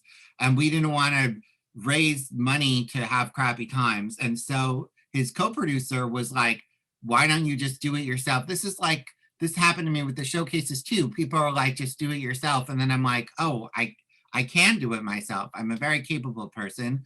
So we ended up doing a Kickstarter that summer and raising $10,000. And we put on a 3-week run at Shetler in their bigger theater in 2014, September 2014. And I invited Stephen Sondheim and he couldn't come. By that time, he was only coming to the city Tuesday and Wednesday, and we were running Thursday through Monday. So we did that 3-week run. It went really well. We got a bunch of people who were interested in investing and a bunch of great reviews. And then we just did not have enough money to move the show at that point. And that's just the reality of theater. So at that point, we actually had interest in doing a movie version. And so we started writing the movie version and I wrote a new song, which is fantastic that no one's heard because I'm saving it for when we finally do a movie version. And then that producer ended up having a second kid and said, I can't be an independent producer anymore. I'm going to go teach at a film school because I have to support my family. So that left us in the lurch again. Oh, I forgot 2015. 2015, I had an intern on the production 2014 who decided he wanted to be a producer. So we did a new reading 2015. And between those readings, we hired a dramaturg. The wonderful Jessica Reddish came in to dramaturg. And that really helped Mark a lot because he ended up moving the title song into the middle of the show where it works so much better. And we wrote an actual opening number for the show. And I think in general, the beginning and the end of the show were the hardest parts and got rewritten the most. And most of the middle has stayed the same since 2014. It's just the first 2 scenes and the last scene. And then finally, a little bit of the middle. But so back where I was, that fell through. And then I focused, I did UCB for a year. I did their program and I did some classes at Barrow Group and I was done writing and I said, I'm going to be an actor now. Spoiler alert, being an actor is even harder than being a writer. So by the end, I had this dream in the summer of 2019 that I had a dream that we were going to do the show off Broadway starring Kristen Bell. And I woke up and I said, we have to get Kristen Bell on the line. She's going to star in this. And of course, she was unavailable, / we couldn't track her down, but that reopened Love Quirks for me. And I said, you know what, guys, we're going to do another reading. So by that point, there was this really cute space, which is also not there anymore, called the Dramatist Guild Foundation. They have moved, but haven't announced their new space. That was right by the Dollar Pizza on 40th and 9th. And they offered free spaces to do readings. And we had done 2 readings of my other musical, The Diamond is Big as the Ritz there, which is another thing I had been working on. Right. Of course, also my sitcom pilot was in there at some point, 2016. So I keep busy. I just circled back. So I said, look, I can get this space for free. Why don't we try one more time?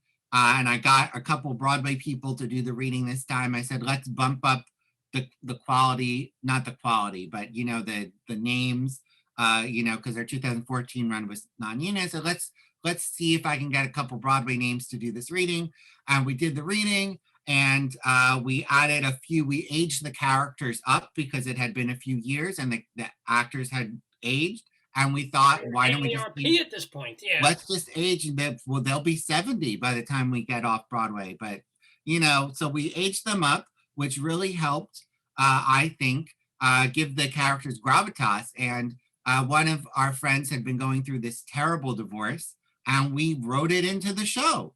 And we added for one of the characters this really great song called Waking, about going through a divorce, which she was always not dating an anti-men in the show.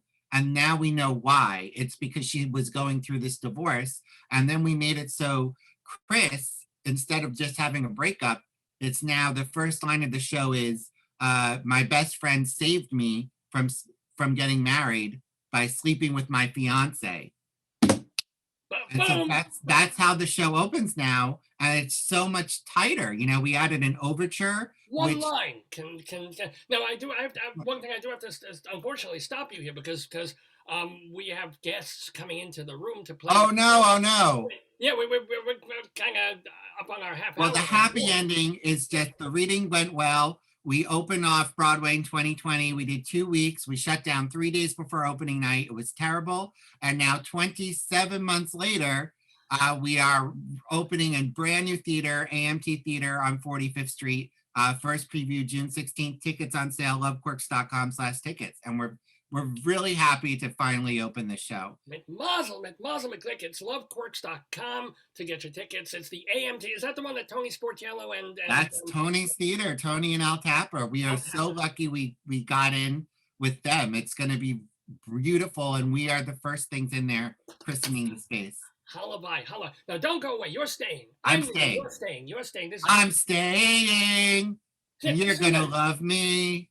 Keep singing. I'm going to go. People, you don't go. You're going to stay and watch more of Dave's Gone By with the Today Yesterday quiz with David Sheward and Leslie Hoban Blake and Seth Bisen-Hersh. Sing something. Just kill some time. Oh, no. Love Quirks. What are the lyrics of that song?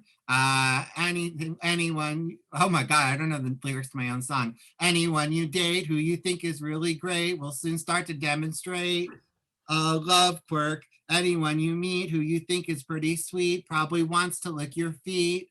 Such love quirks. Oh, hey, Dave.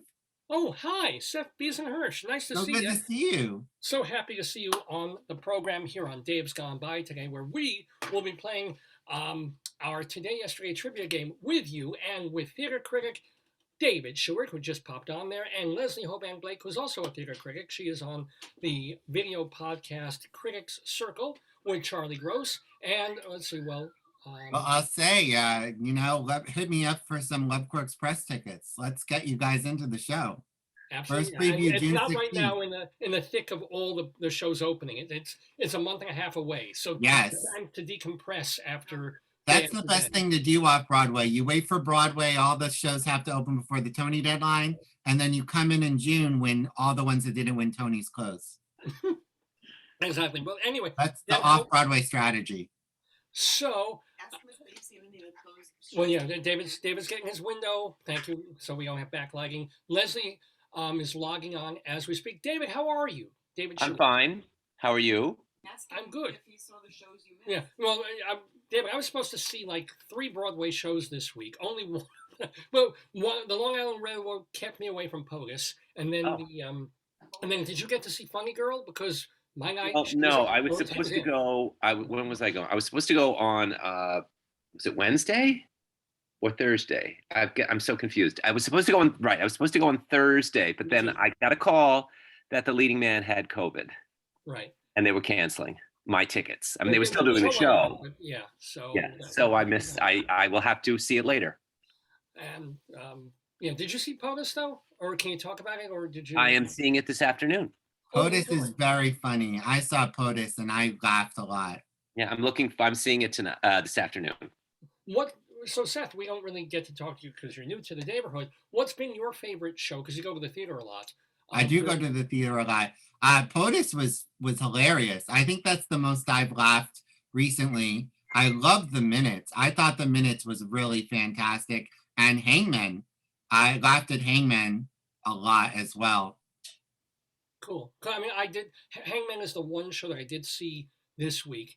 I thought it was amusing, and I was gonna go on a rant on Inside Broadway, the segment that I do. That I just am angry at the director for using all those musical jump scares. Oh yeah. Like every time a scene would end, it's like boom. And I was like, don't fucking do that. I have neurotic anxiety about loud sudden noises in the I don't like gunshots. I don't even like really loud explosive farts, even though they're funny. So, I mean, did you see Hangman, David Sheward yet? Heyman? Hangman. Hangman. Yeah. I thought you said Heyman. No, Hangman. that's horrible. Noise. Yes, I saw Hangman. Yes, I did. Okay. This is for Hangman. Okay. Yes, that's for Heyman. I don't remember a lot of weird music in that. It was just at the end of a scene when they would go to another scene. Yeah. They would just crank. There'd be a sudden like jolt of music to like keep the audience on edge. And I'm like, I'm not enjoying this. Yeah. I don't need to really, So you didn't see it when it was off Broadway? You weren't prepared? I didn't see it at the Atlantic. No. If I think I probably would not have seen it again. But did you love it? I mean, a lot of people say it's the best play of the season. I don't know. I enjoyed it pretty much. I didn't love it. I thought it was very well directed. I thought the acting was great. I thought it was very funny. I actually liked this. There were differences between on and off Broadway. Overall, I liked the Broadway production better than the off Broadway production. Cool. But I thought it was a really interesting, funny, dark comedy. Yeah. And I saw it right the same day as The Minutes, which was was it the same day as The Minutes? Last week I saw it like 10 shows in a week. That's amazing. I think I only saw 5. So, by the way, since we're going to be playing the Today Yesterday game. Oh, I saw the Little Prince. I did see the Little Prince. So I'm seeing that tonight. Let's see what else he got there. Oh yeah, I haven't seen that yet. This is Oratorio for Living Things. That was supposed to be wonderful, was it? Okay.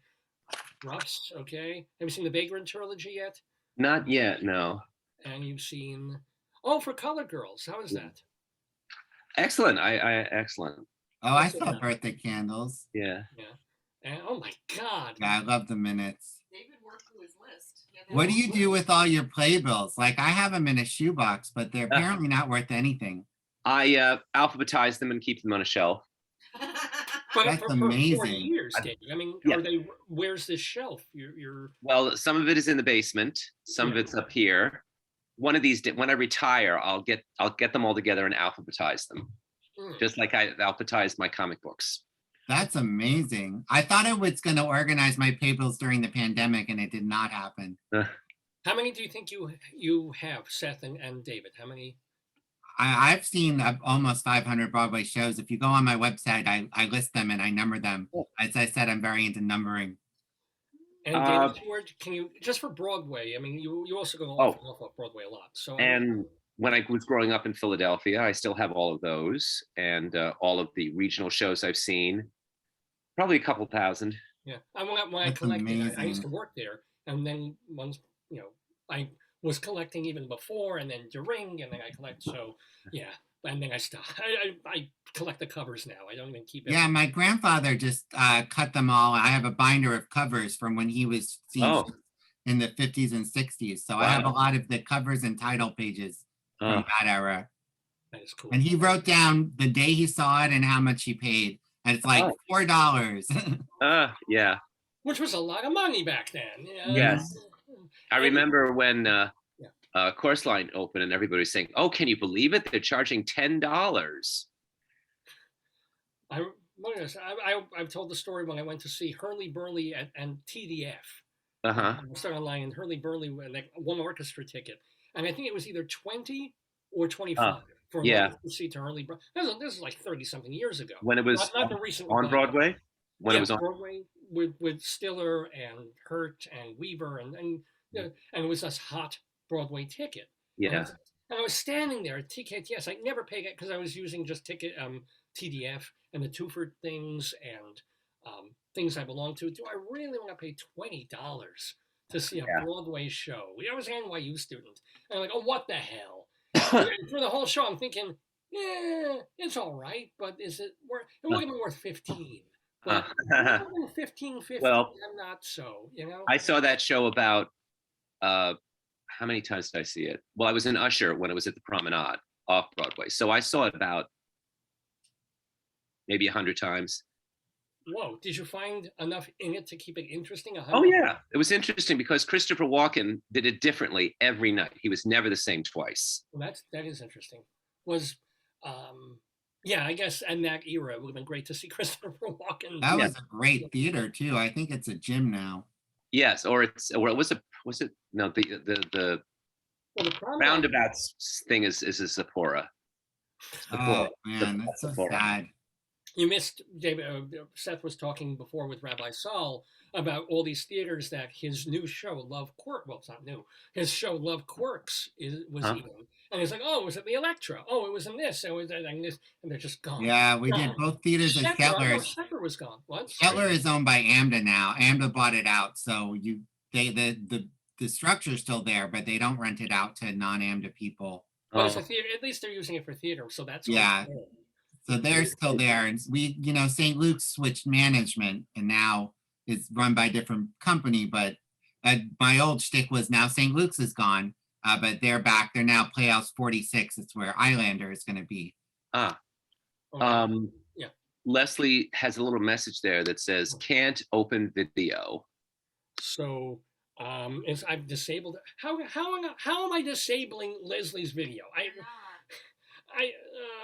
Let me see. Hold on. Technical difficulty. Use your audio, Leslie. Okay. Let me just chat with Leslie Hoban Blake here for a moment. Is she on? Talk amongst yourself. Fox News is neither a Fox or News. Discuss. She's trying to get in. Captain Kangaroo is neither a captain nor a kangaroo. That's true. He's neither. What's interesting also is that they delayed both the Tonys and the Drama Desk nominations for various reasons. Sorry. So they've delayed both the Drama Desk and the Tony nominations for various COVID reasons, I suppose. And now the Drama Desk nominations, in order not to be the same day as the Tonys, are a week later. But so this will be the first time the Drama Desks have come out after the Tonys. And the Drama Desks, as of now, are going to be announced the same day that the Outer Critics are going to announce their winners. Oh, gee. Well, that's weird. It's a weird time. Yes. So that should be interesting. That should be an interesting day. Ask if you can hear, Leslie. I was kind of amazed that even though there are understudies all over the place, and I couldn't see Funny Girls from in Karamlu, but we're not seeing a lot of cancellations at the moment. We're seeing understudies and swings and things like that, but they're not. Unlike a couple of weeks ago where they would just stop Paradise Square for 2 weeks. Our numbers have gone back down. I look every single day because I obviously have a vested interest in the numbers staying low. But the numbers we seem to have kind of peaked over this one. Well, she's muted. Leslie's muted herself, so she unmutes herself. Maybe that we can hear her. Want me to ask her? I'm asking. Can you unmute yourself, Leslie? We've asked her, David. We've asked her to start video and asked her to unmute, but neither one is happening. Yeah. So I'm going to start the quiz. It's, by the way, 11 o'clock. Thanks, hon. Leslie can type in her answers. Can you? you met Leslie? Ah! What? No, I was just saying, That was me. David's thing, yeah. Just All right. write to her and tell her she can type her answers in the chat. Fun. Well, she was, we heard her. I don't know why she's That will on mute speed now. things up. That will speed things up considerably. Yeah. David. Anyway, Mr. Peabody. let me give you the rules of the game. Have you ever watched this show, Seth? Have you ever seen it? Not this particular show, but I watch Jeopardy every day. Oh, well. Thanks, Seth. So do 90,000. Thanks so much. Okay, so this particular show, which has been on 846 previous times, Yeah, usually before I'm you've done awake. your homework. It's a quiz called Today, Yesterday, and it's just most of the multiple choice questions that have to do with things that happen on this day in history, Oh, April 30th. So everything we ask has to do with something that happened on April 30th. Other than that, every question is worth 2 points. There's 3 rounds. oh boy, I love trivia. If you get it right, you get 2 points. If you get it wrong, there's no penalty, but one of the other 2 contestants gets to try and answer and steal those points. Okay? The other thing I will ask you as our brand new guest, Seth, can you kindly pick a number between 1 and 6 and tell me what it is? I'm going to pick 4. Seth with a 4. David? 3. David is a 3. Okay. What I'm going to do, Seth, is I have a die rolling digital thing on here. Why don't you Leslie says she wants 6. This will work. This is so bad shit. Okay. Leslie is taking the number 6 as she usually does. I'm going to roll the digital die. Did she chat it or texted David? She texted it. Okay, So perfect. I'll have to keep my phone going. Thank you for checking on this, Dave. I'll just keep this going up here. This is so high tech. I love it. Me too. It looks like you're about to sing The Sound of Music. Yes. Yes, this is from my last European trip in 2019. This is Switzerland. This is the view from Mount Rigi. Oh, We went all the way up to the top. We only paid for the second to last stop, but we're Americans, so we kept going. And when they tried to check our tickets, we ran and took pictures. So David Sheward, I rolled a 3. okay. So what that means is you get to choose whether you want to go first, second, or third. I'll go first. David Ooh. going first. Okay. So I don't know how we're gonna do this. You were talking with Rabbi Sal, Seth, about when things go wrong and just barreling through them.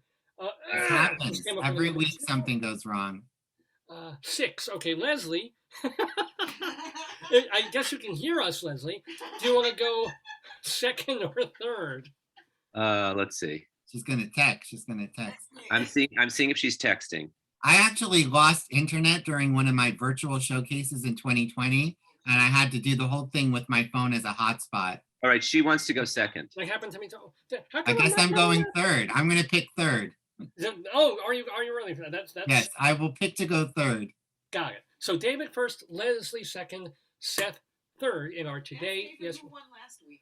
David. Well, last week we weren't here, but David, did you win 2 weeks ago? I think you did, or was I don't remember. It was Steven Brinberg? Did he win? I don't remember. I know he did very well. So I will tell you this, Seth. Yeah. If you don't get any questions right, don't feel bad It's normal. because the questions are ridiculous. It's more like instead of trivia, it's obscuria. Yes. That's So a good name for it. we begin our obscuria with David Sheward getting the first question. Are you ready, David? Oh, Leslie says she won 2 weeks ago. Oh, congratulations. Oh. Yes, David, why aren't you wearing your Playbill pajamas? Yeah. Because I wanted to get dressed. Because he knows we'll be here now. If I wear the until same 12:30. thing every week, people are going to think ill of me. All right, go ahead. What's the Or question? they'll think you're Yeah. ill. Now, here's how it goes. This is the first trivia question of our Today, Yesterday trivia quiz on Dave's Gone By. The year was 1671. This question for you, David Sheward. Executed today is Peter Zarinsky, the Ban of Croatia. He's the viceroy, is the Ban of Croatia, who wanted to overthrow the Habsburg Empire and failed. Which of these is false about Croatia? Oh, A, okay. Croatians invented the necktie. B, Game of Thrones was filmed there. C, a Croatian designed the first modern-day bicycle helmet. Or D, the word psychology was first coined by a Croatian poet? Huh. All those are very, very interesting and possible. Now, if I were, I've never watched Game of Thrones. I have no interest in it. All right, so necktie, Game of Thrones, bicycle helmet, or psychology. It could be any one of them. If I watched Game of Thrones, I would know. I don't think Game of Thrones is filmed there. I think it's filmed someplace else. So it's what's false or what's true? All of these are true except one. You're looking for the is false one. David. The false one. I'll say the Game of Thrones then. That is, Game of Thrones is definitely filmed in Croatia. I can tell you that. Well, you're not supposed to give the answer. Oh, I thought I was supposed to give the answer. No, it's my turn. Oh, okay. Okay. Well, he's actually David Sheward. Ding, ding, ding. That was, as Seth said, Game of Thrones was actually filmed in Croatia. Okay. So you All right. did not get that right. But here's what happens now. Seth. I roll the die, and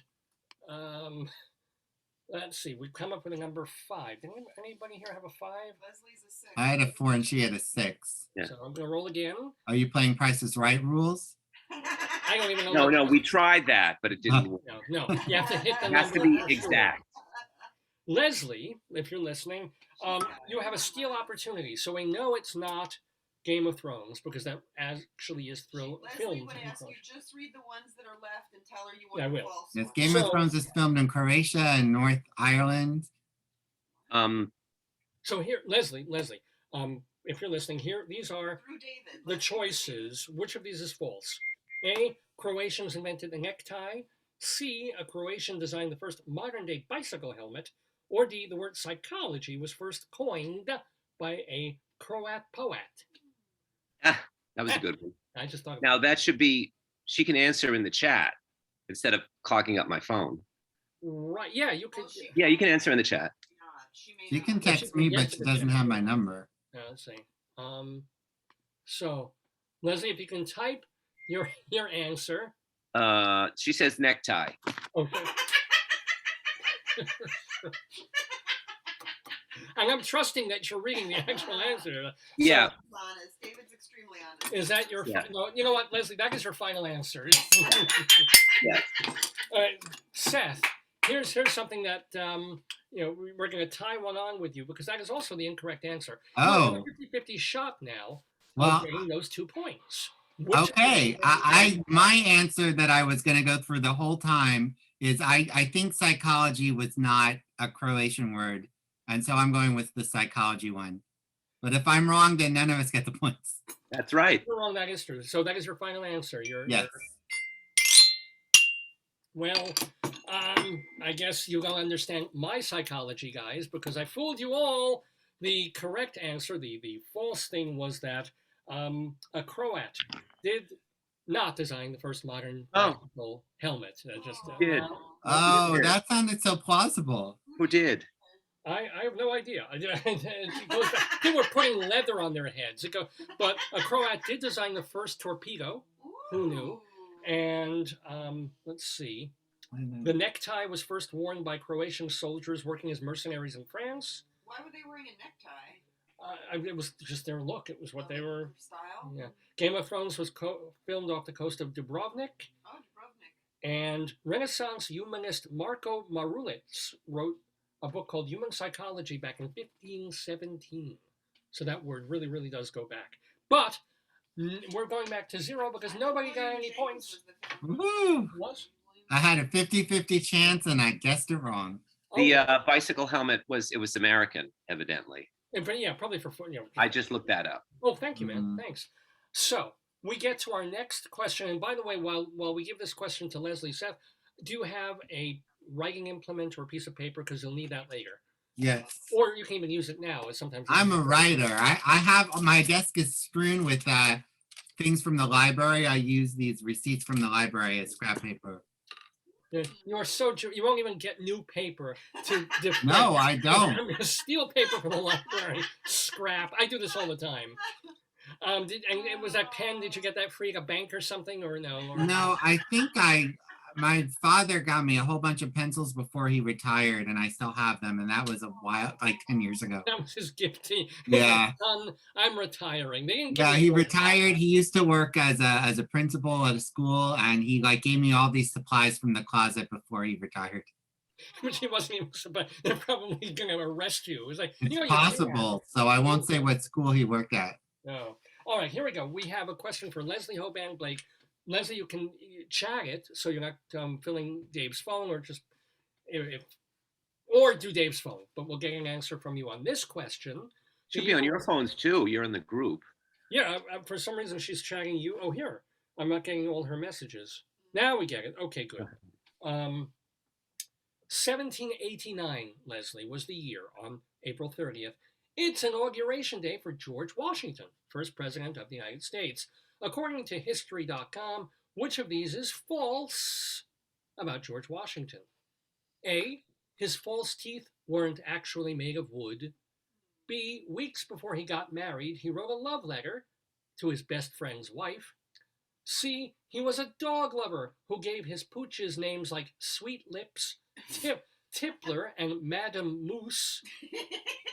Or D, he had a terrible fear of being buried alive. Which is false? Wait a minute. false, Hold on, yeah. please. Okay. True? Hold on a sec. Which hold is on a true, sec. which is false? You have technical difficulty. Technical difficulty here. Technical difficulty. Oh, I read that wrong. I'm so sorry. I'll read them again. I screwed up. A, his false teeth were actually made of wood. B, weeks before he got married, he wrote a love letter to his best friend's wife. C, he was a dog lover who gave his pooches names like Sweet Lips, Tippler, and Madame Moose. Or D, he had a terrible fear of being buried alive. Which is true or which is false? Which is false. Which is false. Oh, okay, which is false. Okay. But this is Leslie's question. Oh, no. Wait, I know. I just wanted to. So. And I'm don't sorry say for anything. screwing up. I read it wrong the first time.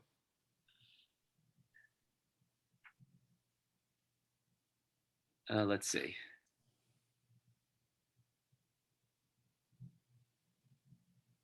All right, we're hanging on Leslie's answer here. Can you type your answer? It's just your It's D. D. Oh, you got a D on D. there. You see your messages faster than. All right, so you're saying that it is false that he had a terrible fear of being buried alive. Final answer. Well, I'm afraid that was a deadly answer, Leslie Hoban Blake. That is actually true. He had such a fear that when he was dying, he directed that his body not be buried for 3 days, just in case. So we have a roll opportunity. Let's see what we got here. Number 5. I don't think anybody has a 5, right? No. I had a 4. Okay, you're the 4. Dave's the 3. Leslie's the 6. Seth, you can get on the board here. I just All right. I'm going to go with the teeth. I do not believe that they made teeth out of wood. Is that your... Oh, wait. Okay, it's false. So the thing was, is it false that his teeth were made of wood? Yeah, I don't think they were made of wood. Well, Seth, I'm going to give you something to chew on. 2 delicious points! Yes! Well done! All right, ain't that the 2? Bone and all sorts of stuff. Some wood too, but they were not like made of actual wood. So that. Where did that get started though? That rumor, I wonder. I don't know. But you heard it, right? We all heard it growing up. They had wooden teeth. Well, I would not know. Oh. Well, Mm-hmm. I think there was something where they said that it was probably made from real other people's teeth, and they were probably taken from slaves. David Sheward. They were made. This is literally. I can't show you my paperwork, but notes on this are they were made from human teeth, including those pulled from his slaves. Whoa, That's David terrible. Sheward. David is smart. He's smart. And by the way, there's a woman named Sally Fairfax who helped young George Washington become a polished statesman. She was a family friend throughout their lives, but he was in love with her more than really ever was with Martha. And I think, yeah, that'll. And yes, he was a dog lover with those ridiculous dog names. So the teeth, well done. Interesting. 2 points. The on dog the sounded too terrible to not be true. Now, so certain crazy people wouldn't want that taught in schools. The dog thing, or the teeth thing, or the The slave teeth thing. thing. They wouldn't want that taught in schools. How dare you say that, the father of our country ripped the teeth out of his slaves' mouths? How dare you say that? Well, let's hope he can rip them. Maybe they fell out. Not literally. No, they didn't fall out. Ew. Really? Yeah, Yeah. that was a common practice back then that, because they would pay the master for the tooth. They would say, okay, Josiah, go to the dentist and get your teeth ripped out so I can get $20. Wow. Ugh. Yeah. That was a common practice. If they needed the teeth for the white people, they'd rip them out of the mouths of the black people. Huh. Okay. And we're not supposed to know that now, according to Ron DeSantis. Well, gives new meaning to Paul McCartney's song "Ebony and Ivory." Ah. Oh, thank you Yes. very much. Don't even know what that means. Okay. Mr. Peabody. Now, Seth, here's the good part for you. Now that we're all on a bummer, thank you, Dave. But You must know our history. you can double your pointage by Yes. getting this question right if you get it All right. right. Are you ready? I can It's do another this. multiple choice. April 30th, 1803 was the year. The Good year. Louisiana Purchase Treaty is signed today, and on April 30th, 1812, Louisiana becomes the 18th state of the Union. Which of these is false about Louisiana? A, the state bird is a brown pelican. B, Rain, Louisiana is known for its annual Crawdad Festival, which featured the last public performances of Muddy Waters, Son House, and Sonny Boy Williamson.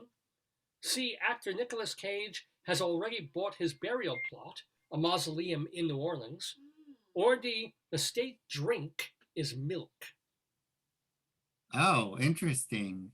One of these is false. Interesting. The others are true. I actually saw that movie with Nicolas Cage, The Unbearable Weight of Massive Talent, and it was fantastic. Oh, A burial plot in Louisiana, though. I've been to New Orleans and we did a cemetery tour. Those plots they can't really bury them that low because of the water. So I feel like I feel like that can't possibly be true. So I'm going to go with Nicolas Cage. is that your final answer? Yes. Well, I'm afraid we have to lock your Cage on that one. He's not buried there yet. He's still very much alive, obviously, but he is planned to be buried in a mausoleum in Louisiana. So Wow. All right. Well, I got that one wrong. you did. But we can roll the die and see who might be able to steal this question. Leslie Hoban Blake, wherever you're typing on your phone or where here you get, I'll read the choices again. Which of these is false about Louisiana? A, the state bird is a brown pelican. B, Rain, Louisiana is known for its annual Crawdad Festival, which featured the last public performances of Muddy Waters, Son House, and Sonny Boy Williamson. Or D, the state drink is milk. Louisiana Purchase. Da, da, da, da, da, da. Louisiana Purchase. Who wrote that musical, David? You would know that. I think Harold Arlen. I Oh, was think. it Oh, it's Arlen? I All right. think. Berlin wrote the White House one. What's 1500. Leslie says milk. How do you get these like 10 seconds before I do? I got a better phone, I guess. Yeah, actually, yes. I was going to guess milk and then I switched. So we'll see. Well, we're going to find out if milk is a natural. I'd rather fight than switch. Remember that commercial? Well, that was for Slim, Virginia Slim. Switch with cigarettes, yeah. Yeah. I haven't watched commercials in decades. All right. Stop milking this. Let's listen more. Oh. Oh, I'm expressing. I entreat you to continue. I'm dealing with some boobs here. All right, look. Oh, No. we got to keep you abreast of the situation. Yeah. Oh.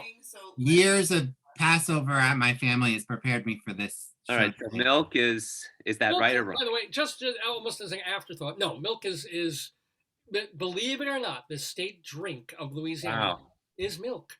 Wow. Go figure. Yeah, who knew? So we have a steal opportunity. Okay. David Sheward, you have two choices. All right. I've been to New Orleans also, and I did take a tour of the Garden District, and the guide mentioned that Nicolas Cage has a house there, so that's interesting. Oh, So I think the pelican is the state bird, and the other one was about the Crawdad Festival, and it was the last performance of some muddy people. Yes, they were filthy. They never washed. Yeah. It was Muddy Waters, Yeah. Son House, and Sonny Boy Williamson, who Huh. are blues artists. I think it may be the pelican thing is false because it's not a brown pelican; it's some other kind of pelican. I maybe either of these. So it's which one is false? I think that the crawdad thing is true, and I think the pelican one is false because it's a different kind of a pelican. I'll say the pelican. Yeah, final answer. What was that? Was it an Ogden Nash poem about the pelican? My beak can hold more than my belly can, which is one of the great rhymes of all time. Yeah. But David Sheward, I'm afraid your answer is for the birds. Oh. The brown pelican is the state bird of Louisiana. Oh, wow. There is no Crawdad Festival in Rain, Louisiana. Nothing to do with any blues players. There's a frog festival. Oh, that was very good. It sounded so detailed. That's why I didn't pick it also. Got it. Detailed. So Well, I still am in the lead then.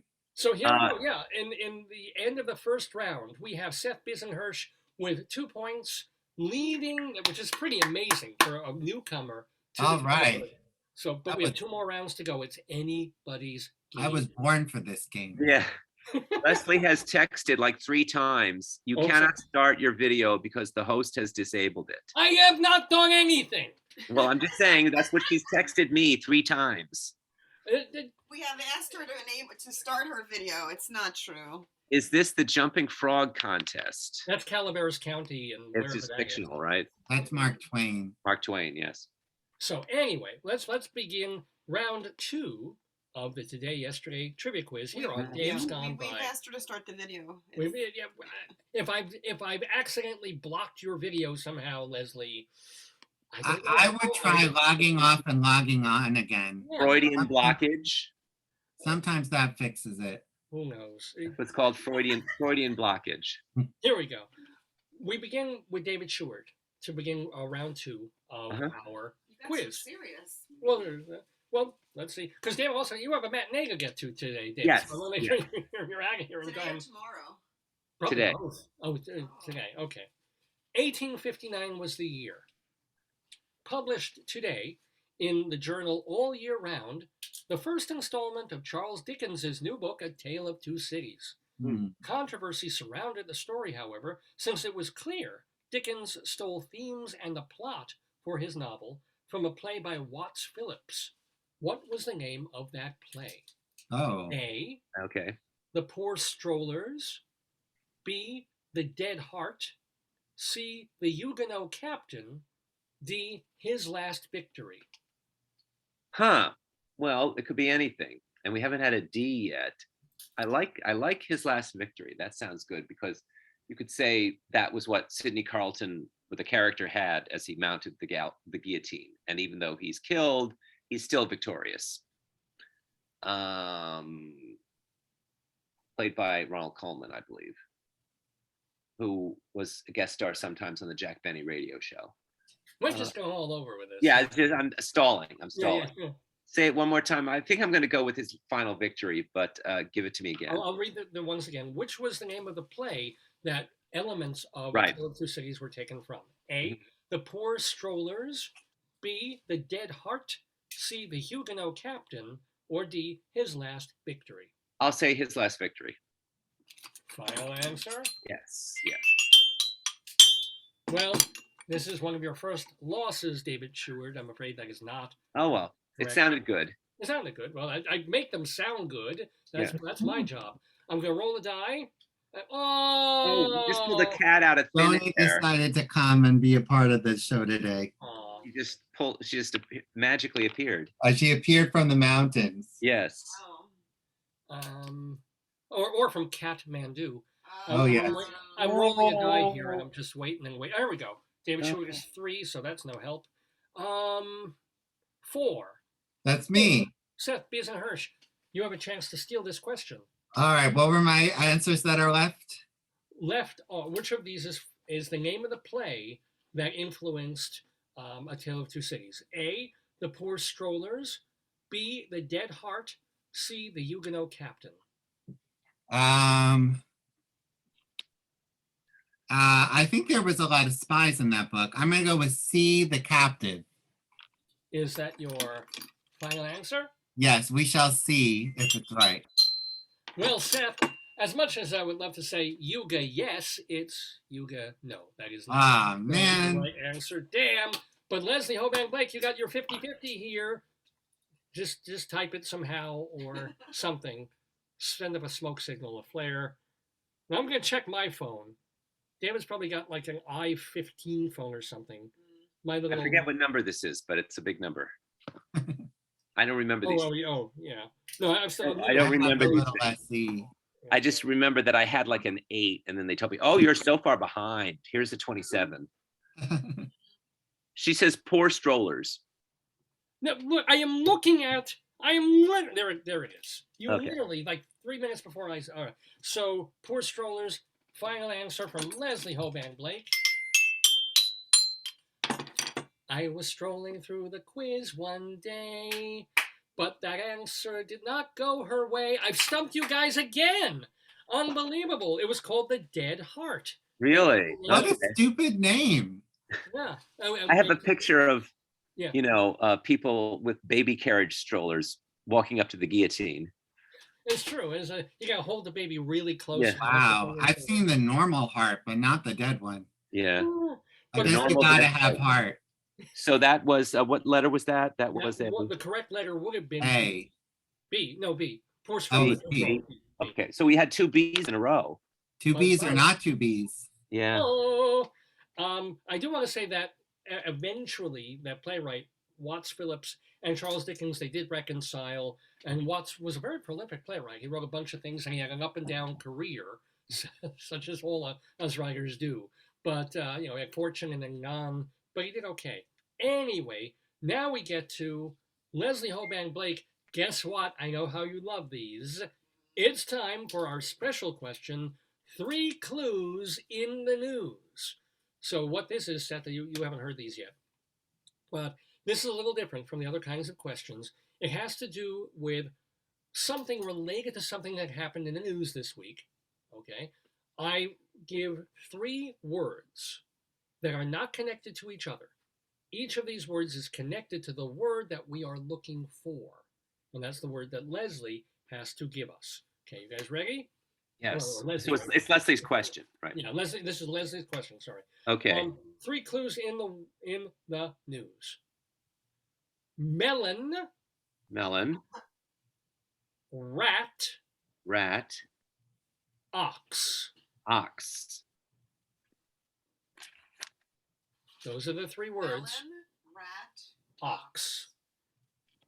That's a hard one, David. That's what she said. Oh, let me Dun, see. dun. Da, da, da. So Leslie's job is to. She said find she's the asking you word. to repeat it. I will. So the 3 words, the 3 clues in the news are melon, rat, Oh, I know what it is. ox.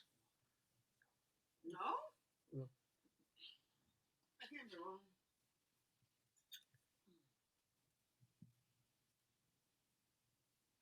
And I'm going to give her a moment to consider. And Seth, just so you know, one of the ways this works is you might go word blank or blank word, and that's how you would come up with it. Give But me the the potato one. Yeah. Okay, she says tail. tail. How are you? 1, 2. Now I just got the thing on my phone. But thank you for checking your phone, Dave. So tail. Final answer. I don't know if melons had tails. I don't know if I would eat them, but that is not the correct answer, Leslie. So we're gonna roll the die. I think David's smiling because he knows what this is. So let's see. I came up with a number 4, which is Seth Beeson-Hirsch's Oh number. gosh. So it's a word that goes with melon, rat, and ox, but it's in the news? Yes. Don't worry about the news part. Don't worry about the news part. It's more important to figure out the word that connects them, and then you think about how it fits to the news. Ox and rat are both in the Chinese zodiac, but melon is not. Melon, But give them the potato. fruit, ox, Oxford, rat. I'm usually good at puzzles like this, but I can't seem to connect melon to rat. Melon. Remember, you're not connecting melon to rat or to ox. You're not connecting those 3 words at Give them the all. potato one. Each word, consider each word separately of how it will relate to the word we're looking for. Kind of like if I were to say vegetable, sweet, French fry, you would say Potato. Vegetable, sweet, potato. Yeah, Oh, right. got it. Those are all Yeah. potatoes. Or couch. Couch, like couch. Oh, couch. I forgot couch. Yeah, Sweet. vegetable. Oh, couch potato. So, Melon. I don't know. I'm not thinking of any words except for water. Water could go with rat and ox, maybe. I'm gonna go with water. is that your Watermelon. final answer? Yes, rat water and ox water. Well, I know you're reticent about giving your age, but you gave us a beverage, and it's not. That was terrible. That was just. Oh, so that was David really Sh- reaching. Yeah. No, I wasn't thirsty for it. Oh, H2O. So David Sheward, you have a chance. The way you're smiling and But nodding. it's not water. Yeah. The words are melon, rat, ox. Musk. Is that your final answer? Yes. You must remember this. Oh, Elon Musk. Right, a muskmelon, a muskrat, a musk ox, and of course Elon Musk has bought Twitter for $44 billion. Good job, David. That was What? impressive. The I've only thing never I heard can. of a muskmelon. What? Yeah. What's a muskmelon? Is a kind of a melon. It probably Oh. smells very musky. You never heard of it? No. I mean, Oh. I knew it had to be Musk because of Elon Musk, and I know what a musk ox is, and a musk rat is a what? I Or is it- love a muskrat. I've heard musk ox before, and muskrat is, it's a creature like in those cartoons with Deputy Dog. So well done, Dave. You got it. You got 2 points on the board. You are Is that tied Leslie texting? Look and see. with Like Seth a honeydew. Beeson-Hirsch. She says like a honeydew. Oh yeah, so Oh. she's heard of it. It's a kind of melon. Yeah. Okay. Very sweet, rich, melony kind of melon. All right. Speaking of let's see. Well, Seth, here's the deal. You are tied at the moment, but you can break the tie if you get this question right. It's a right. multiple choice. It's a more typical today yesterday question. April 30th, 1885. Henry Lee Higginson begins a series of summer afternoon classical music concerts that would, in later years, evolve into the Boston Symphony Orchestra and the Boston Pops. Which of these is false about Henry Lee Higginson? A. Higginson's nickname in the Civil War was Happy, not because he was actually happy, but because he made it through several battles completely unscathed. B. Eye problems forced him to drop out of Harvard. C. He led the effort to put license plates on cars. D. When Alexander Graham Bell made his first transcontinental telephone call, Higginson was one of the people on it. I've never heard of this guy, although I went to college in Boston and I'm very into the Boston Pops. I feel like the Graham Bell one is definitely plausible, and I feel like I would be happy too if I wasn't killed in a war. What was B? B was eye problems. Oh yeah, everyone has eye problems in those days. So I'm going to go with C. C sounds like something you've made up now that I've heard your pattern of making up answers. So you're saying C is false. Yes, And the C one is about false. leading the effort to put license plates on cars. Final answer? Yes, final answer. Well, I'm sorry to drive you mad, but your answer about cars is not correct. No, they had cars back then? He led the effort to put 1880. Well, remember 1885 is when he started the Boston Pops. A few years, he lived longer than that. So, Right. And then So he traffic became a thing.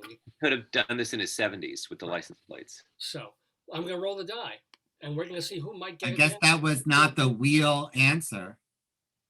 It was not in your wheelhouse. Yeah, it's not there either. Stop! You're making me horny. Now, Yeah, don't get too tired. Oh, these are the worst ones yet. I'm glad I spoke up. Oh. Well, I would ask this question of Leslie, but I wouldn't want to offend her. All right, now Leslie. Oh, I got a real laugh on that one. So, Leslie Hoban Blake. What was that? That was me pounding on something and a rim shot.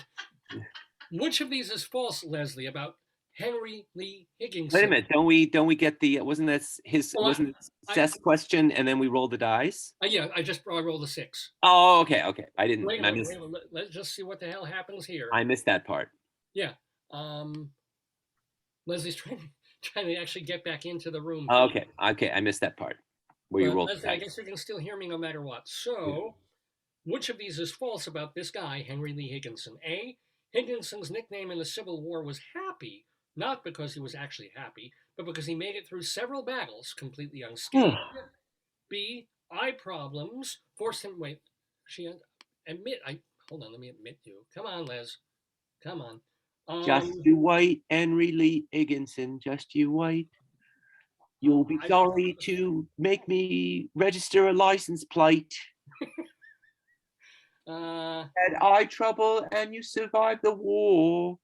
You filthy, lovely whore. Just you wait, Henry Lee Higginson. Just you wait.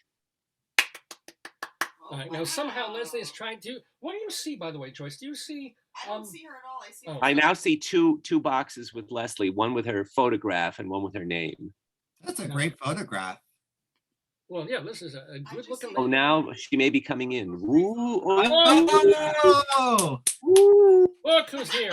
It's Oh, the just ghost like of Leslie's past. Hello, Leslie. just like Alice Ghostly on that episode of Bewitched, No, unmute. I Unmute, love Leslie, Bewitched. unmute. where she We're had not trouble blowing your house zapping up. in, you know. Just try to hit a button. Oh, Esmeralda, can you baby? I look like fucking Alice Ghostly? No, just because Alice Ghostly would always have trouble materializing on that. Oh, In the okay. latter That's- episode. It's the ghost of Leslie's past finally coming to join us. Hello, Leslie. Hello, nice to meet you. Listen, I have to turn one of these off. I've got Yes, two we do. on. Echo. I can't find it. That's what you said last night. Oh! Title of your sex tape. That was a good one. Let's not just all go on echo, echo, echo, echo. Oh, no. Oh wait, I think we're good. Did it stop? No, we're No, still it's hearing still the an echo. echo. Fucking A. I saw that play. It was good. So Leslie, we're in the middle of the game here. Oh my god. I'm just going to turn my phone off. Let's just keep going. Keep going. I'm going to turn my phone off. Right. Here we go. It's your question at the moment, Leslie. One of these is false about Henry Lee Higginson from Boston and the pre-Boston Pops. A, Higginson's nickname in the Civil War was Happy, not because he was actually happy, but because he made it through several battles completely unscathed. B, eye problems forced him to drop out of Harvard. Or D, when Alexander Graham Bell made his first transcontinental telephone call, Higginson was one of the people on it. I don't even understand the significance of this man in this quiz at all. Okay. Because on this day, he did something with the Boston Symphony. Yeah, he started what became He started it. Yes, I know. Okay, I got you. But okay, and I agree with Seth that everybody had eye problems back then, and anybody would have been happy to survive. So, oh, there goes my phone going back on again. Jesus. Good to see, Les. I'm gonna say that he was on the first call because who the hell cares? That's True or false. false, Leslie? One of these is false. Oh, okay. Well, what are we going for? True or false? False. Which one? False. False. One of these is false. The others are False. true. Okay, false. He was not called happy. Is that your final answer, Leslie? That's my final answer. He was actually called hungry. But not late for dinner. This is like Hollywood Squares. I know. If you're happy and you know it, you're not him. If you're happy and you know it, you're not. No, I completely made that up. He was wounded in the Civil War. He was sword stabbed and was cut a couple of Oh, wow. So No, we're at no. 2-2-2. Yeah, Leslie is on the board with 2 points. It's a three-way tie. Literally. Yeah. Or literally. I'm right here. I am. David Sheward, I'm so sorry for fucking up your phone. I really. You didn't thank fuck it up. You didn't fuck it up. You just clogged it up. No, 2-2-2 true. that's what they said last night. I know. All right. And by the way, Yeah, you get know the how another plunger. freeway. Okay, here we go. By the way, I will say one of the reason that he was on that phone call with Graham Bell is his firm financially backed Bell. Of and Bell course. Telephone. Oh, Of interesting. course. So that's the only reason anybody would be on. Quick thing. I went to see Strange Loop last night, and Oh. I thought of you every time he played the little xylophone. I thought of you. Oh, I'm seeing it tonight, so I will literally. Maybe I'll bring the xylophone. and- Oh yeah, do that. Oh, they'll love you for that. Yeah. I'll keep They're the waiting mask for on. you to do that. How are you? Very quickly. How are you, Leslie? Everything good? I'm terrific now. You Yes. have no idea how frustrating this was. Oh, I do. And it kept saying that you would not allow it, that you had disabled the video, that you had disabled the sound. Well, I'm a That's a disabled. This is what I do. I find handicapped people and I make their lives worse. That's right. That's That's what I right. do. That's what he does. All right. Here Watch we go. out, Seth. If you don't know him well, watch out. Third round of the Today Yesterday Trivia Quiz featuring David Sheward, Leslie Hoban Blake, and our brand new friend of the neighborhood, Seth Bisen-Hersh, who, by the way, you can see at Don't Tell Mama on Tuesday nights doing his show Seth's Talent Show, and also starting in mid-June, his musical Love Quirks will be playing at the AMT Theater in Midtown on 45th, right? 45th. 45th, right next to Smackery's. Is that inside of a cash machine? No, it's where the Freemason is. It's that little theater that it was used to be Primary Stages, and then it was Ken Davenport. Oh, okay. Oh, Oh, yes, of course. Of Yes. course. It got Little torn place, and they apart renovated it. completely by the Tango School, and then now Al Tapper came in This- and is building the AMT Theater from scratch. Is Oh, Al this is- Tapper still around? My God. Yes. This is I where haven't Daddy heard that Lloyd's name in was? 100 years. Wow. This is Well, you where haven't Daddy- watched this show then, because he was on the show about 2 or 3 years ago. What does ATM stand for, other than AMT is his initials. Oh, Albert something Tapper. Yeah. So Okay. okay, here we go. We're gonna get into the third and final round of our Today Yesterday Trivia Quiz in this 2-2-2 tie. We begin with David Sheward, and David, since you rocked it last time, I'm gonna give you another 3 clues in the news. Oh, wow. Okay. Okay. Better him than me. Yeah, I agree. Better him than us. Okay, here we go. You Okay. know how this works. Uh-huh. The words are back, Back. escape, Escape. egg. Egg. Back. Fried back. Back bay. Bacon. Escape bacon. All right. So what happened in the news this week? Abortion? Back abortion? Egg. Well, it would work with eggs, but because you're getting rid of the eggs. Egg. Scrambled eggs. Scrambled escape. Egg. Shell. Escape shell. Hatch. Back hatch. Hatch back. Hatch. I'm going to say hatch. Is that your final answer? He's really Yes. good at these. He's good. Well, I've hatched a plot to trip you up, but I didn't. David Sheward, you get 2 points on that, and you know why that word is in the news. Why? Oh, Orrin Hatch died. Right. So well done. I wasn't even thinking of that until, Good job, David Sheward. Well Very done. That good. was really- Excellent. And David, you are in That the was lead now really with 4 good. points. David tends to be, not always, but David tends to be like the guy to beat on this game, and now he's Yeah, you. my one great achievement in life. Yeah, Hardly, he was the David. editor of Backstage. Hardly. You know, he wrote a book about George C. Scott. No, Great no- writer. Extremely good writer. Thank you. Absolutely. And by the way, everybody, well, we'll tell everybody where you can read David's work when we actually end the segment. But let's move on to the next question in our Today Yesterday quiz, which goes directly to Leslie Hoban Blake, who can tie David. It's amazing. You were gone for 45 minutes of the segment, and you're already you're 2 points away from tying. Here we go.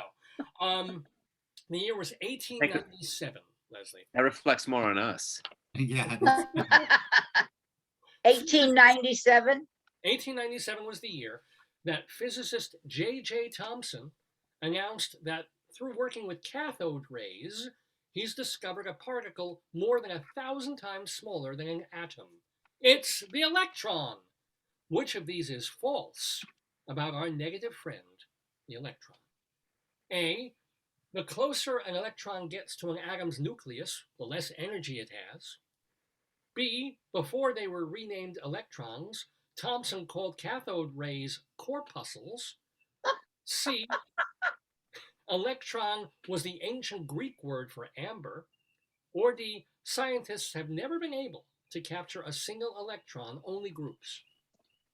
Only what? Groups.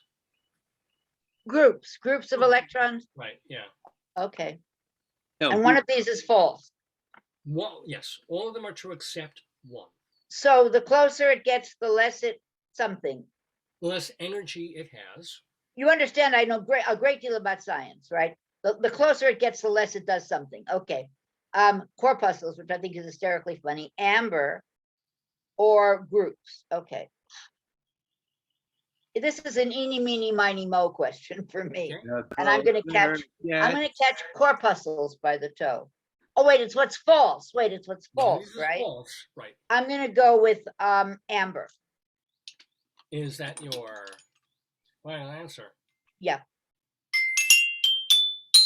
Well, even though you are a proud American, I'm afraid that's terrible. No, that is true. Electron with a K was the Greek word for amber. So we're gonna try this again. And by the way, the Greeks, one of the reasons for that is the Greeks learned that if you rubbed fur with amber, the amber would attract small objects. Weird. Johnny Depp will agree to that. Oh, I get it. Too No, I don't. soon. Too Oh, soon. Amber.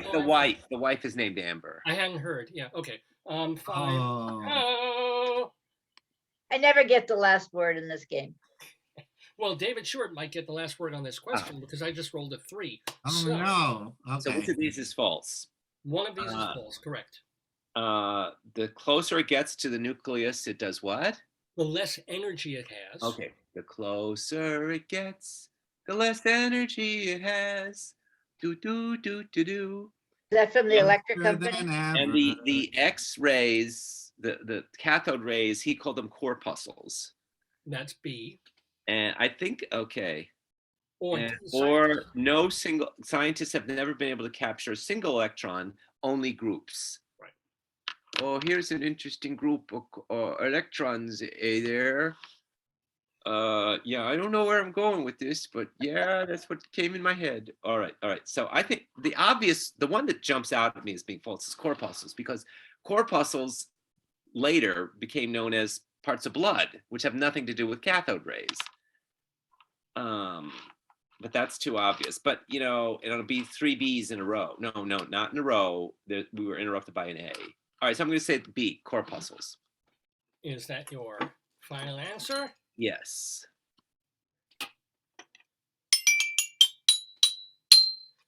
Well, my blood brother, I'm afraid that is not the correct answer. Oh.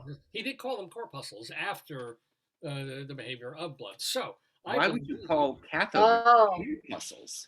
cathode rays? Those were corpuscles because I guess they moved. He thought like No, blood stuff. that's strange. So this was whose question? This was. I love your background, Wait, Sam. now. Beautiful. Yeah. What's, So this is goes to Seth, right? Seth, you get to. Yeah, it goes to me. Yeah, I mean, I went to MIT. I know a lot about science. The answer I was going to pick is still there. I'm pretty sure that A is false. I don't think an electron changes its power depending on how close it is to a nucleus. I think it's the same no matter how far it is from the nucleus. So A is false. Your final answer? Final answer, and if I'm wrong, take my degree away. Well, I hope you never attended the No Nukes contest because I have. Wow, what a day! I stumped you guys again. No. The closer an electron gets to the nucleus has all that power, and an electron has more energy when it's further away. It can be Really? free and stuff. Yeah. Gosh. So the false answer is that eventually they invented this thing called a penning trap that was able to isolate a single electron rather than have it in groups. So I thought that one was true. It's hard to capture an electron. I try to do it every day. It's like trying to get my cat. did you actually get a degree from MIT? I do. I have a computer science one. It's not. It's like getting time in a bottle is what Yeah, it I is. went. Yeah, I went to the electron bar the other night, and you can't get them alone. They're That's all. what I'm saying. I agree. Yeah, But That's there's so just much- electron packs. they're If all. you say you can't get him alone or you can't get Malone, whichever way. Yeah. There's so much negativity there. I wouldn't even. Yeah. Oh man, I was so positive too. Yeah. Hmm. Anywho, okay, last question in the third round of the Today Yesterday quiz. So let me tell you about just how exciting this is because we've got David Sheward ahead with 4 points. If either Seth or Leslie gets this question correct, it'll be a tie game and we move into the tiebreaker and we don't know why. If, however, David gets this question correct or neither else does, David already wins the game. So this is big. It's a big question I'm here. so upset that I got that last one wrong, man. I know, but Seth, you can make up for it. You can take the game right here if you get this question right. All right, be about Stephen Sondheim and I'll know it. It's not. Sorry. Okay. The year was 1900. Not seeing the stalled train in front of him, railroad man Casey Jones wrecks his locomotive in Vaughan, Mississippi, slowing the train just enough to save the passengers, but not himself. He was immortalized and fictionalized in The Ballad of Casey Jones, and thoroughly fictionalized in the Grateful Dead song, Casey Jones. Which of these is not a detail in the Grateful Dead's famous version? A. River Junction. B. Central Station. C. A Lady in Red. D. A Siren on Fire. Well, I don't know this song at all, but I do know the song Lady in Red, and that's a different song. So I'm going to go with C, A Lady in Red. Is that your final answer? Yes. I'm wearing red. That's our color for Love Quirks, red.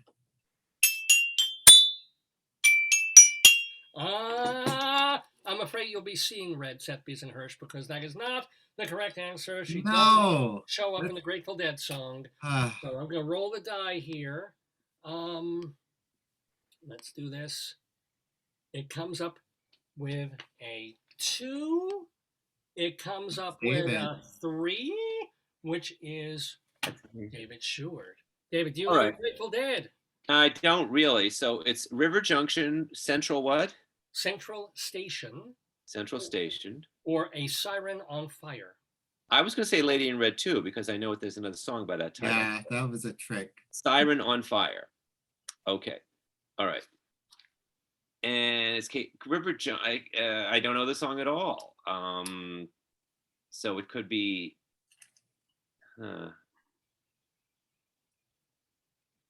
Siren. The first two are related to, or could be related to, trains. And the last one is not. So the logical one is D. And we just had a D. So I think I'm going to go with, B, Central Station.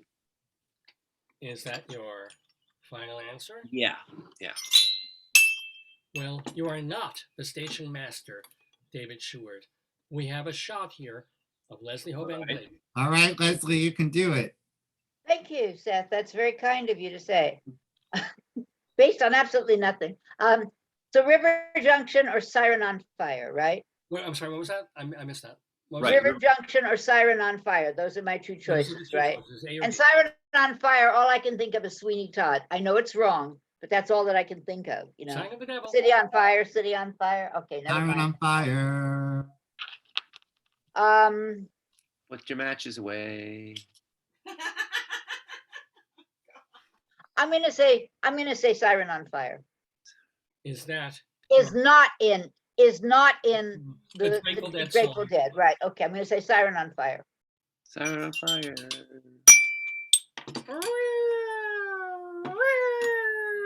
Right. Leslie Hoban Blake, you have tied the yesterday Oh, trivia. I should have gone with my instincts. Oh yeah. And you, David, you must have heard this. I have a story behind this song that when I was in high school, maybe in junior high school. Kindergarten, right? Well, what? Sorry. Kindergarten, right? Anyway, when I was in junior high, and I would go to the library, and the mods were 45 minutes long for the class, in between classes. So at the end, when they wanted to let you know that the classes were going to be shifting, it was time to go to the next class. Oh, After every time, they would start playing the Grateful Dead song, Oh. Casey Jones. So if you were in the library every day, you heard like the first 2 or 3 minutes of the Grateful Dead song, which is driving. it was a very cool school. Yeah, it was How'd it go?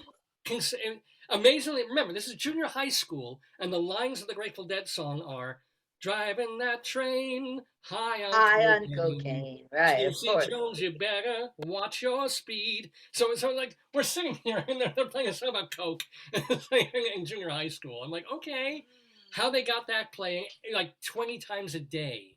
Who was it who was in charge of playing that? Did you have a radio station? I guess they had permission from the librarian to just keep playing that same thing. Was it the librarian who played it though? I mean, whose idea was it? You don't know. It was probably just some kids who say, hey, what about playing this? And it was a catchy tune. But of all songs to play for a bunch of kids. Anyway, Leslie. So I got 2 points, right? So I tied the game, right? Yeah, you and David Sheward are tied. Just checking. Seth, you're not going to win the game, but you do get to play the tiebreaker with us just for poops and giggles. Oh, fun. You're going to need your pen and paper because we play this just slightly differently. I'm just so glad I finally got to see you. I mean, I saw you, but I didn't really, You might win the game now. Yeah, Yes, we it get to was see correct. you. You're going to win the game. But David Sheward, you are a fierce competitor. So here's how it goes. What are you seeing today, David? POTUS. I see that tonight. Okay. Cool. And I'm seeing Strange Luke tonight, so I'll let you guys know. Saw it last night. And? I won't say anything because you're seeing it tonight. All right. Uh-oh. Doesn't sound like a rave. All right, here we go. I loved it off Broadway. Interesting. Okay. We'll talk next week. Tiebreaker time. Seth, so rather than roll the die and all this stuff, everybody writes down his or her. It feels like Jeopardy. It's like Final Jeopardy. This is literally like Final Jeopardy. So I'll read the question. You'll write down your answer, and then I'll read it again. I'll give a countdown of 3, 2, 1, and then everybody will show the answer to the camera Oh, fun. at the same time. So that way, it's all fair, and then nobody gets to go first. Are you guys ready? Yes. Yes. And it's high noon. The showdown here on Dave's Gone By, the Today Yesterday quiz, live on this Saturday, April 30th, 2022, on our 847th episode, featuring Seth Bisen-Hirsch, David Sheward, Leslie Hoban Blake, playing the Today Yesterday game, where David and Leslie are tied. Here's the question. My Gary Cooper or Lee Van Cleef? I don't know, you pick From High Noon. I'm Eli Wallach. What do you want? Leave us alone. From High Noon. Here we go. No, I know. I was thinking of the good, the bad, and the ugly when you said that. That's all. Well, I know in this crack, I'm the ugly. So here we go. 1956 was the year. Born today in a small city north of Copenhagen is this film director, best known for his Europa trilogy, for the Cannes Film Festival Grand Prix winning Breaking the Waves, and for co-creating the Dogma 95 theory of filmmaking. Name him. Leslie's thinking, David's written, Seth's going at it. I know I picked the wrong one. I know who this is, and I can't come up with the right name. Okay. Have you all written your answers? Okay. I'll read the question again, and then I'll give a countdown. The year was 1956. Born today, April 30th, in a small city north of Copenhagen, is this film director, best known for his Europa trilogy, for the Cannes Film Festival Grand Prix winning Breaking the Waves, and for co-creating the Dogma 95 theory of filmmaking. Name him. 3, 2, 1. Show your answers to the cam. I'm definitely wrong. Okay, I see. Aw. We have no, I can't see your answer. What is your answer, Seth? Mine was Martin Scorsese. Mine is wrong. No, yours is wrong. But oh my God, David Sheward and Leslie Hoban, but congratulations. We have to break the crown in half. You guys are tied for. You don't have another question? No, I never. I can't think of another. Any of you Let have a question? Seth make up a question. Oh, no. All right. It doesn't matter, Seth. None at all.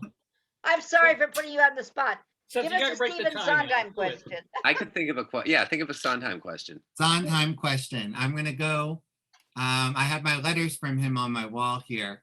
Oh, my. Let's see. All right. Let's see. What's a good Sondheim question?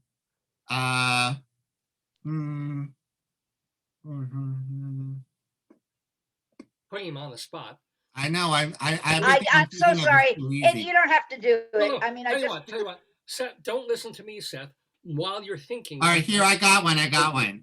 Who was Carol Burnett's understudy in putting it together when it was on Broadway and she went on once a week? Is that too easy? He'll know that because he's also a Carol Burnett person. I have to think of this now. Okay. All right. Yeah. Carol Burnett's understudy. I have the putting it together posted here. I'm signed by sure I Carol don't Burnett. know. Good question. Yeah, great question. Especially on the spot. It's a great question. Thank you. I just was looking at my. I only wish I knew the answer. I think you should win for that. Sheward may win because he's nodding. He's like, oh yeah. I'm sure it's wrong. Again, I was right the other time, but not this time. Okay. Arnold Stang would not be the correct answer. All right. Go ahead. It was not Julie Andrews. Ready? Yes. 3, 2, 1. Yeah, David's got it. Kathy Who Gifford? was it? Kathy Lee Gifford. She Gifford? filled in on Tuesday nights for Carol Burnett. I Yes. just swallowed my tongue. Excuse me. Yes, Oh my and God. I remember this. I never would have because gotten that. I think Never. she was doing Live with Regis and Kathy Lee then, and she in Could I Leave You? There's this line where it says, "Wait a goddamn minute," and Yeah, she wouldn't say goddamn. she wouldn't say goddamn because she was so religious. So she said the F word instead. Yeah, she said fuck. Really? And she asked Sondheim if she Because that could was change it to better. fuck. That was Wait a better fucking than minute. saying. She figured that was better for her soul than saying goddamn.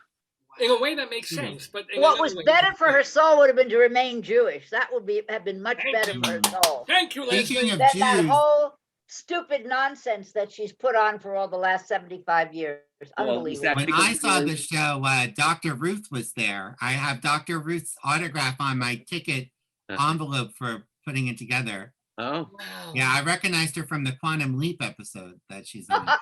And I gotta tell you, that ticket smells worse than the dollar bills you used to get from the strippers. So there. Yes. That's a callback to our interview. Anyway, let's claw back and thank so much our guests in the neighborhood today. playing So the- there's no winner?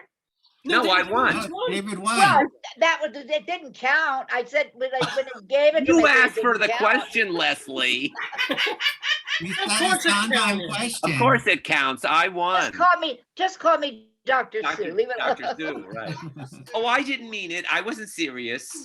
Wow. Give her Kristen Chenoweth's It was book. a great question. I knew Margaret- David would know the answer to anything about that, but a great question.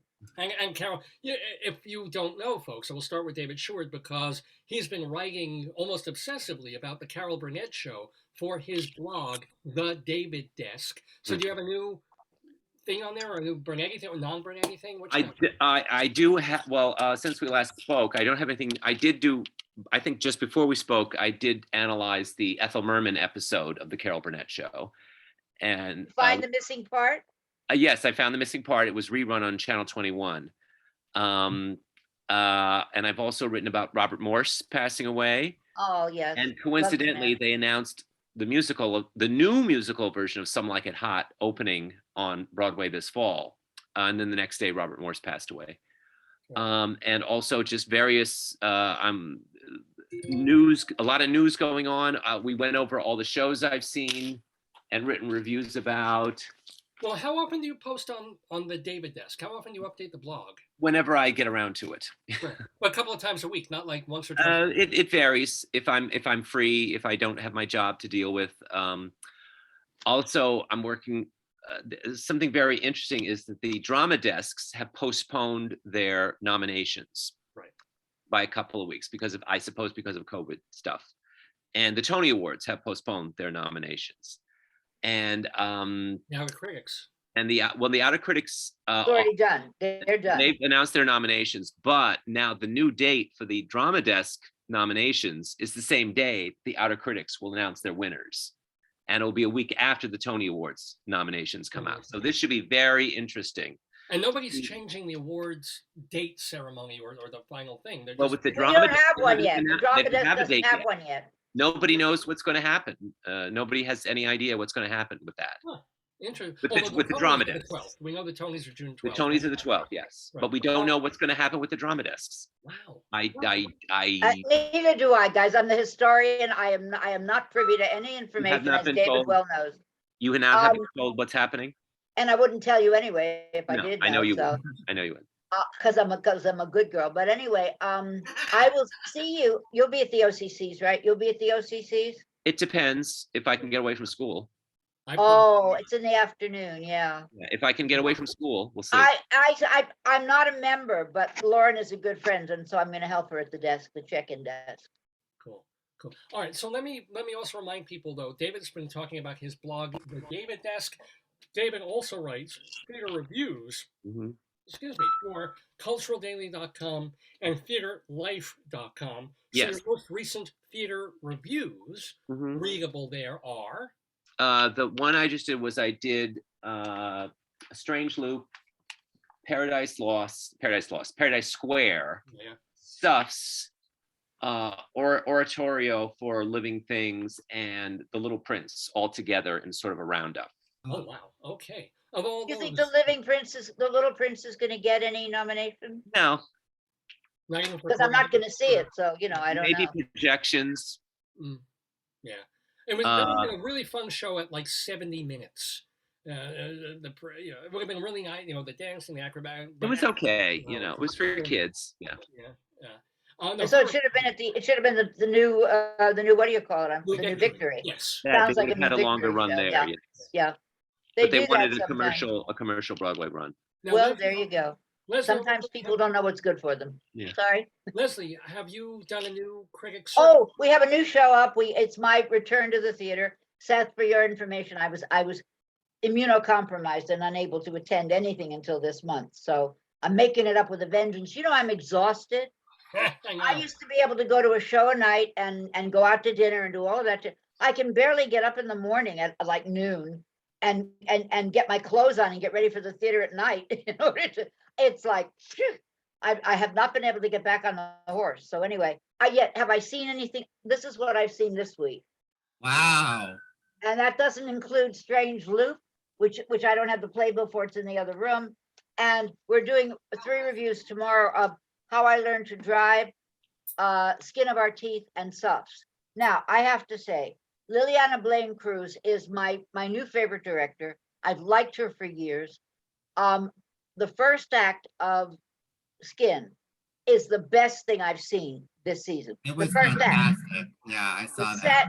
set, the design, Mhm. Gabby Beans, who's doing Eartha Kitt. Nobody mentioned that Gabby Beans is doing Eartha Kitt. I haven't written my review yet, and that's what struck me right away. Thank you. Wait a minute, And I'm wait a looking minute, wait a around minute. and I'm not the oldest person in the room always, and nobody got that was Eartha Yes, Kitt. David? It just occurred to me, that Beanie Feldstein, who's in Funny Girl, is a lesbian. Is it fine? Beanie Beans, is that what you're going for? Yeah. Gabby Beans. She would be Gabby. Beanie Beans. Yes. What a Da-da-da-da-da-da. fantastic thing. And now let's go to the joke wall. Da da da da da. And I got locked out of Funny Girl because Raman Karmalu was sick. Yeah, no, I So- was supposed to see Funny Girl. Yeah, I was on, supposed to Thursday, see it on- and on- And I was so grateful I had a night off. You have Yeah, no idea. that was my reaction. I know. Not disappointment, but oh, I good. Relax. know, and I never got the notice because they emailed it, which I don't check my email during the day. I really don't. I'm gonna have to now. But they were good. They But they texted. should- They actually They sent should the- text it. They really should text it. But Anyway, seriously, so- the new episode goes up tomorrow that people can watch. No, the new episode went up Thursday. Okay. Tomorrow, we're gonna be doing How I Learned to Drive, Skin of Our Teeth and Suffs. Then we have the next, we should do all 6 of them tomorrow, but I don't know whether Charlie's up to it. Colored Girls Minutes and Strange Loop would be the next set. And Right. he's not, our schedules don't jive. He had the Jewish holidays Right. and he can't go on Friday, so he's a little behind there. But he'll be fine for the voting because he'll be able to make up everything. So, but So- the main thing is, if you go to the YouTube channel Critics Circle, you can watch the most. No, we're back on Two on the Aisle. It's back, it's now being, Oh, it's okay, it's okay. The We're back on episode's Two on Two on the Aisle on YouTube, but the show is called Two on the Aisle now. No, the show is called Two on the Aisle. It was always called Two on the Aisle. Critics Circle is now our interview segment. We have an interview up with Pan Asians, Tisa Chang and Richard Chang, who are involved with Citizen Wong. We did a very nice long interview with them. Very, very interesting. I know thought, two anyway. Wongs don't make it right, but anyway. Oh. No, it's Chan. Did I say Chang? It's Tisa Chang and Richard Chang. Wong is the Did play. Citizen Wong. Did I really screw that up? No, you didn't. You No, didn't. I just You made a did. joke. Okay. Yeah. I thought I got it I right. put a little slam. And they're not related. Yes. Okay. All right. Not related.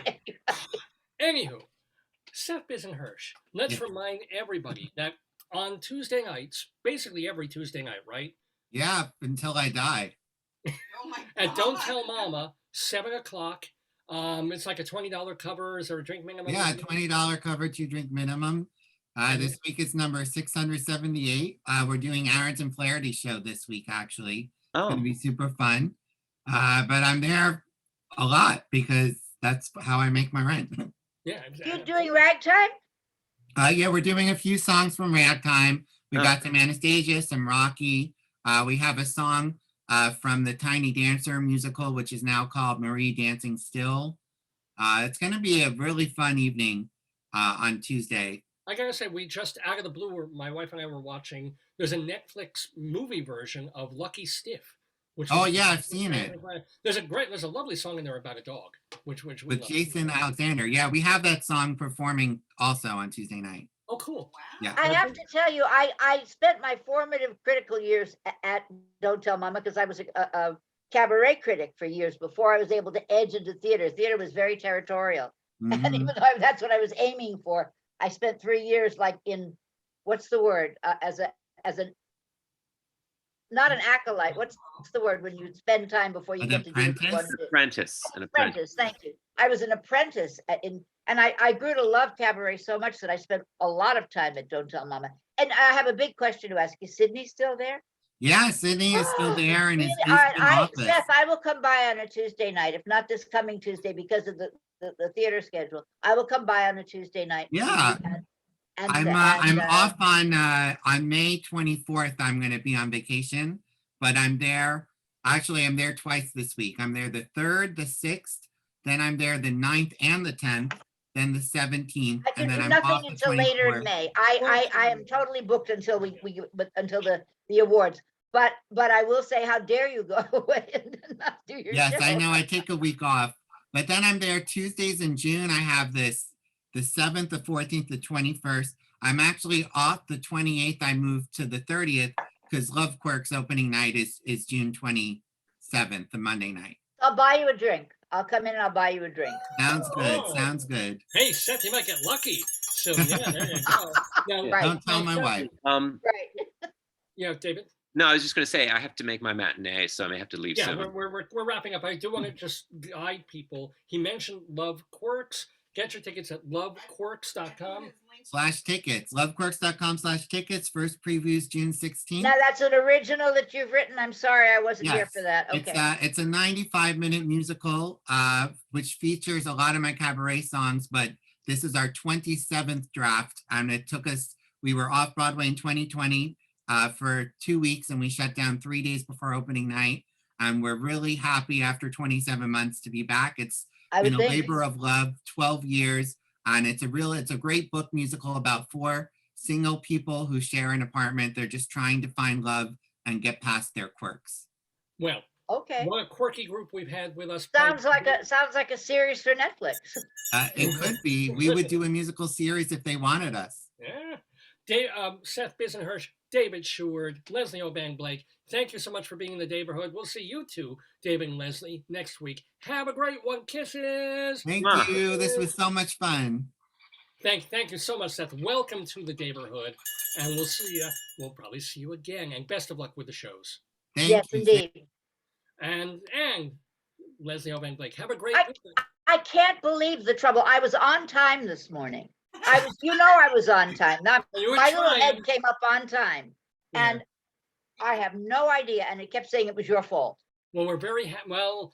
I know whose fault it was. I said pictures. You'll see the pictures. That's what came up on the screen. I know. Well, anyway, have a great one, Leslie. I'll probably see you on the aisle over the next week or two. Hopefully. Yeah. Hopefully. Yeah. Okay. Feel great. See you soon. Bye, Joyce. Bye, Leslie. Oh my God! The today, yesterday trivia quiz. I put in Seth's website, Seth's Yeah. ticket, Seth's homepage for Love Quirks, David's latest column, Leslie's work with Charlie on that Thank you. festival thing or whatever Pan-Asian play she reviewed, and I put the link to you, like all your stuff. Well, thank you so much. Oh my God. That was That was epic. next time smoke signals. It was fun though. It was a lot of fun. You had a lot of. They knew a lot of the stuff. And Seth came up there. He was. Knew a lot for a guest, yeah.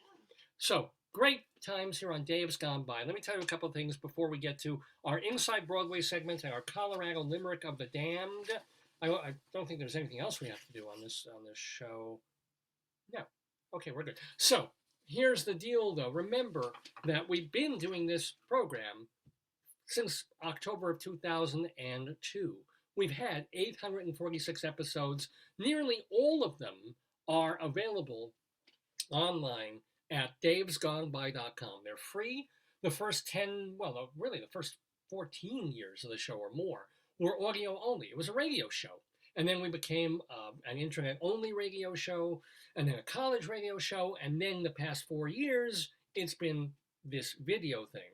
So if you want to hear and see the whole history of Dave's Gone By, hundreds and hundreds of episodes are available at davesgoneby.com. Plus, we even have a separate archive of just our interviews that have been plucked out of the shows. So if you just want to hear those conversations with wonderful people like Seth Bisen-Hirsch, or he mentioned Kimberly Faye Greenberg. She was on the show a couple of months ago. Oh, wow. Or Jessica Schur, who does a show about Betty Davis. She was on this program. George Clinton, Judy Collins, they were on the show. Tom Papa, the comedian, all of them just recently. Love that in the show is sold out until June. Love Quirks? Yeah. That's wonderful.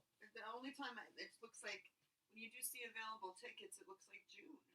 Congratulations. Well, this show has been around and gotten great word of 2010, mouth. right? Yeah. So check out Love Quirks by Seth Bisen-Hirsch, but also check out davesgoneby.com. You can also find our archives at, I blanked here. Well, you can find our audio archives at castbox.fm. Castbox.fm. So if you just want to hear the audio, you don't need the visual. All our episodes are put up there at castbox.fm. It's really for podcasting if you want to be on the go and listen anywhere. But our archives visually, you can find also at archive.org. It's this nonprofit compendium of art and literature and stuff from the past couple of thousand years. And we have a channel there, the Dave's Gone By channel at archive.org. Do check it out. It's the same stuff you find at davesgoneby.com. We just love the fact that we can be on this website with our interviews and our shows. Plus, if you are on Long Island and you have Altice Cable, on Tuesday nights from 9:30 to 10:30 in the evening, prime time, on Channel 20, you'll see an hour random of Dave's Gone By. Tuesday nights, 9:30 p.m., 1 hour segment of Dave's Gone By, Channel 20, if you're in Nassau County and you get Altice Cable. That just about does it. Plus, we have a YouTube channel, Dave's Gone By. Look for us. You'll find us all over the place. If you're looking for a particular performer who's been on the show, certainly Google search them or just go to Dave's Gone By, thedaberhood.com. Search and browse there. That's really the best place to start. As well as this Facebook page, where, at least for the years we've been on Facebook, all our episodes are still there. We don't delete them. They're physically there for you to watch. And just you start scrolling a lot. What was that? Thank you, yeah. So before we get to our friends of the neighborhood and our Colorado Limerick of the Damned, let me just take a few minutes to talk about, we mentioned them earlier in the program, but since I do love me some theater, and I'm a theater critic and a playwright and an actor, well, I love talking about Broadway and going inside Broadway. Inside Broadway, a look at theater in New York, Colorado, and beyond, brought to you by TotalTheater.com and Performing Arts Insider, the Bible of Broadway. Yes, ladies and gentlemen, inside Broadway we go, because this is basically the end of the season. This is all the Broadway shows that have supposed to open before being thought of for Tony nominations and Tony Awards. Cutoff? Well, the cutoff is actually it's very weird. The cutoff is May 3rd. Why I think. May 3rd? Oh my God, that's like what, Wednesday? Yeah, it's Tuesday, Wednesday this week. See.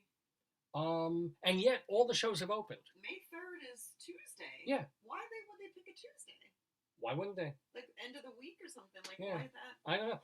And the weird part is usually shows are opening right up to that last day. Yeah, it's more of a crush. And this time they crushed them all before the end of April. Everything's opened. It's just not everybody's had a chance to see them all, which is why they're delaying the nominations and stuff of these awards, because shows have had to cancel performances because of people being out with COVID, or the performances go on, but the critics are disinvited because they're not seeing the people they need to review. So that is why it's thrown the end of the season into a little bit of turmoil. But yes, it is the finale of the rather odd, but kind of amazing 2021-2022 Broadway season. We made it through, and there have been a bunch of shows, and they opened. Amazing. Now, among the shows that have opened, I spoke about a couple of them. Let me see if I have the playbills for them. Here's one. Let me talk about a show I saw about a week or so ago called The Little Prince. I mentioned it when I was talking with David and Leslie before. Little Prince, it is an adaptation of the Antoine de Saint-Exupéry classic-ish. It's not even a children's novel. It's sort of a young adults and adults novel with metaphor and cute pictures and things. So they've adapted this into a very Cirque du Soleil-ish physical dance theater entertainment. I think they would have been better off with this, not only just bringing it to like the new Victory Theater, which is a family-oriented, teenager-oriented theater in New York, off Broadway, that specializes in things that come from other countries, so language isn't that important. And there's also a lot of physical stuff and dance stuff and rap dance and things like this. With The Little Prince, which is like a big Broadway theater called The Broadway Theater, well, however, if they just called it a dance theater performance, I think people would have been more ready for what it is, because it's all physical theater in a beautiful, gentle kind of a way. You have very well-toned, very graceful actor-dancer, I say acrobats. The one issue with The Little Prince, which runs close to 2 hours with like a 20-minute intermission, is that once you've seen, it's one of those shows, once you've seen the first 20 minutes, you've seen the show. And then the show goes on an extra hour and 20 minutes beyond that. So it's first rather sweet and, I wouldn't say dazzling, but captivating. Because the Little Prince is this good-looking blonde dancer with like not 1 ounce of fat on his body, comes on stage and he's on this globe, and he's paddling on this globe, like he's physically not dancing on it, but he sort of is kicking his legs like this on it to keep it going and rolling around the stage, and then he's doing some movement and acrobatic stuff and on wires, and the whole idea is, if you've read The Little Prince, an aviator crashes in the desert. He comes upon this alien boy who's a an emissary from another planet, and he's been sent to go to all these planets and see what life is like on them. And the life lessons that he learns, oh, on this planet, everybody is obsessed with time and making money. And on this planet, they're gourmands. And it's the 7 deadly sins, each planet having its own beauty and it's also its own flaws. But there's no plot. The book doesn't have much of a plot. And this piece, I'm not even going to call it a play, doesn't have a plot. He just goes from planet to planet. He sees what they do. There's great projections behind him. And he sees all these acrobats twisting on the ropes, and they do not even so much trapeze stuff. It's like if you took Cirque du Soleil, which already took away the animals, so it's only half a circus in the first place, and you took away the funny clowns like David Shiner, and you took away, there's some hoop stuff, but half the things that Cirque does in terms of balance, and you just kept dance, pretty movement and contortions, and going up on wires and balancing like that. And you did that for almost 2 hours. You have The Little Prince with this narration that gets kind of annoying after a while, because characters don't talk to each other. There's a woman who just recites all the lines that the characters are saying. And the most annoying part is that in the beginning, they set up a thing. Oh, the aviator crashes and he meets the little prince. Okay, let's see if they have a relation. No, the prince goes off for an hour and does his thing. And then suddenly he comes back. There's the aviator.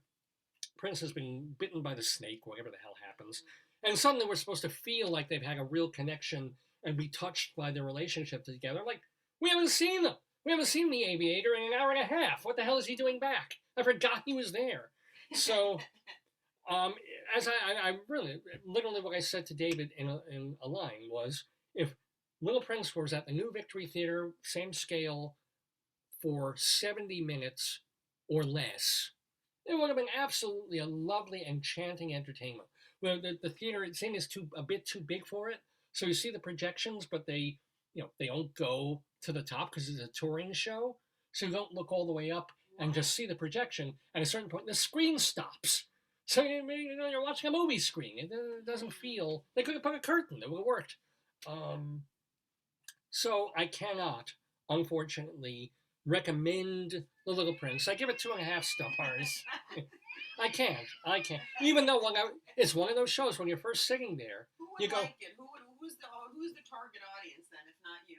people who really love dance theater and physical theater. I would recommend. It's like Cirque, you said. Yeah, exactly. And some of the dance and the movement is beautiful, So, and you'll go like, how does he do that? Dance people should see it. And the lead actor is indefatigable. I mean, he's on stage for almost 2 hours straight. I mean, he's got the 20-minute intermission, but he just move and dance and twist and But he doesn't aerial. have to speak, so he saves that energy. He does save that energy, but I would say again, cut it in half. It would be an absolutely worthwhile show to go see. Oh, wow. But at its length, and what killed me was, I think I told you this, I was running to make a train. So the show ends, and I'm going up the aisle, and the usher comes to me and said, "No, it's not over yet." Yes, I'm like, it it's is. fucking over for You're me. like, yes, it is, brother. And then I had to sit there for 5 more You minutes. should have said to him, Yeah. "I have a spastic colon." Yeah, or I've got. something like. It was the bathroom. Or say, no, I have Yeah. I have bowel issues or Yeah. something. Or But she was being nice. She was saying, "No, you'll miss the last 5 minutes." I'm like, Tell "Okay." her, it's okay. And I jumped in. There were a lot of empty seats, so I jumped in one. I thought, "Okay, let me watch more of this shit." And it's not shit. And if you want to see it, it's running a couple more And weeks. I think it's appropriate to say that it was not something that was of your interest. No. But for like in Argentina when we saw the ballet, it wasn't something that was ever mentioned. Yeah. But a lot of critics, it was not of their interest. I'm not the only one. Really? And to the point where it was supposed to stay. It is a touring show. It was supposed to stay until August. It is closing in like 2 weeks. So if you are interested in The Little Prince, and want to see this version, and there are lovely things in it, go, but you only have 2 weeks to do it, as opposed to all the way through mid-August. Wow. It is at the Broadway Theater, The Little Prince. And as I was just talking with David Sheward about, again, and Leslie, I did this week, the one Broadway show I did get to see was Hangmen at the Golden Theater, which has a great premise. The idea is it's this bar that's been opened up by the guy who was one of the two most accomplished and most used hangmen in London just before they outlawed hanging and had different ways of, or just outlawed capital punishment. So he's proud of the 238 people that he has hung. He does it well. He's, it's a tough job. Somebody's got to do it. He wants to do it painlessly and the right way, but has everyone he's hanged been guilty? It's not his call, but he makes it his business to check out and read the news reports and read the transcripts. And even though it's not his call, he wants to feel like everybody he has hung deserve to be hung. So, Horrible job. well, yeah. And then, but he also has this rivalry with the other hangman in town, who's kind of better known. In the first scene, it's a very funny bit where the guy that they're about to hang, who's proclaiming his innocence, is also, they didn't even give me Pierpont. They gave me you. Why didn't they give me the better hangman? Like I'm an infamous serial killer. Yeah, except he might or might not be innocent. So this guy they hang in the first scene, I won't give much away. But then something happens. A stranger comes to town. A really charming but also really creepy, weird stranger comes to town, and so on and so forth, and it involves the hangman. So I would love to say that, like so many Martin Mcdonough plays, it's beautifully written and funny in a dark, funny way. I know The Lonesome West is just, I laughed uproariously at that one. Beauty Queen of Lannan remains his most famous play, and that has both creepy, edgy laughs and also real horror in it. So there's some of that in Hangmen too. But as I told David Sheward, I'm at the age now where if I'm not having a good time, if I'm uncomfortable in a theater, I don't have to stay anymore. I'm not 20-something seeing everything and just agglomerating. I am voting on things, I am reviewing things in front of you. But, if I'm not going to enjoy, and by enjoy, I don't mean have a great time. It can be making me cry, it can be making me anxious, it can make me think about things or get depressed. But if I'm not in the play itself, if I'm being taken out of it in a negative way, why am I going to stay? So, as far as I know, there's no gunshots in Hangman. It's about hanging people, not shooting them. But what they do, and I blame the director and I blame the sound designer on this, is when a scene comes to an end, instead of just having outro music or just having the scene end and going to the next scene, they play a burst of incredibly loud music that makes you jump out of the seat. But There's other no reason people for it. Didn't say they heard it. The other people who They watched didn't notice it. No. Another critic did, because he liked the show when I read his review, and he cued me and he said, and even the jump scare music that they use contributes to that. And I don't think it does. This is a show that works on its own level. That says it's going to be creepy, it's going to be dark, funny, sick comedy, but also some heavy stuff too. It doesn't need the cheap, unnecessary, aggravating, and anxiety-causing trigger, and I'm triggered by these things, of, because if someone gets shot in the show, okay, necessary. I don't like a loud gunshot. Maybe they can pre-tape it. Maybe they can use caps that aren't insanely loud. I'm still going to sit there with my fingers in my ears, shaking until it's over. That's me. That's on me. But if you're ladling onto a show that doesn't need it, jump scares. I wonder if you could interview the person who made that decision and ask them why. Yeah, it will either be the director, Yeah. who Or is.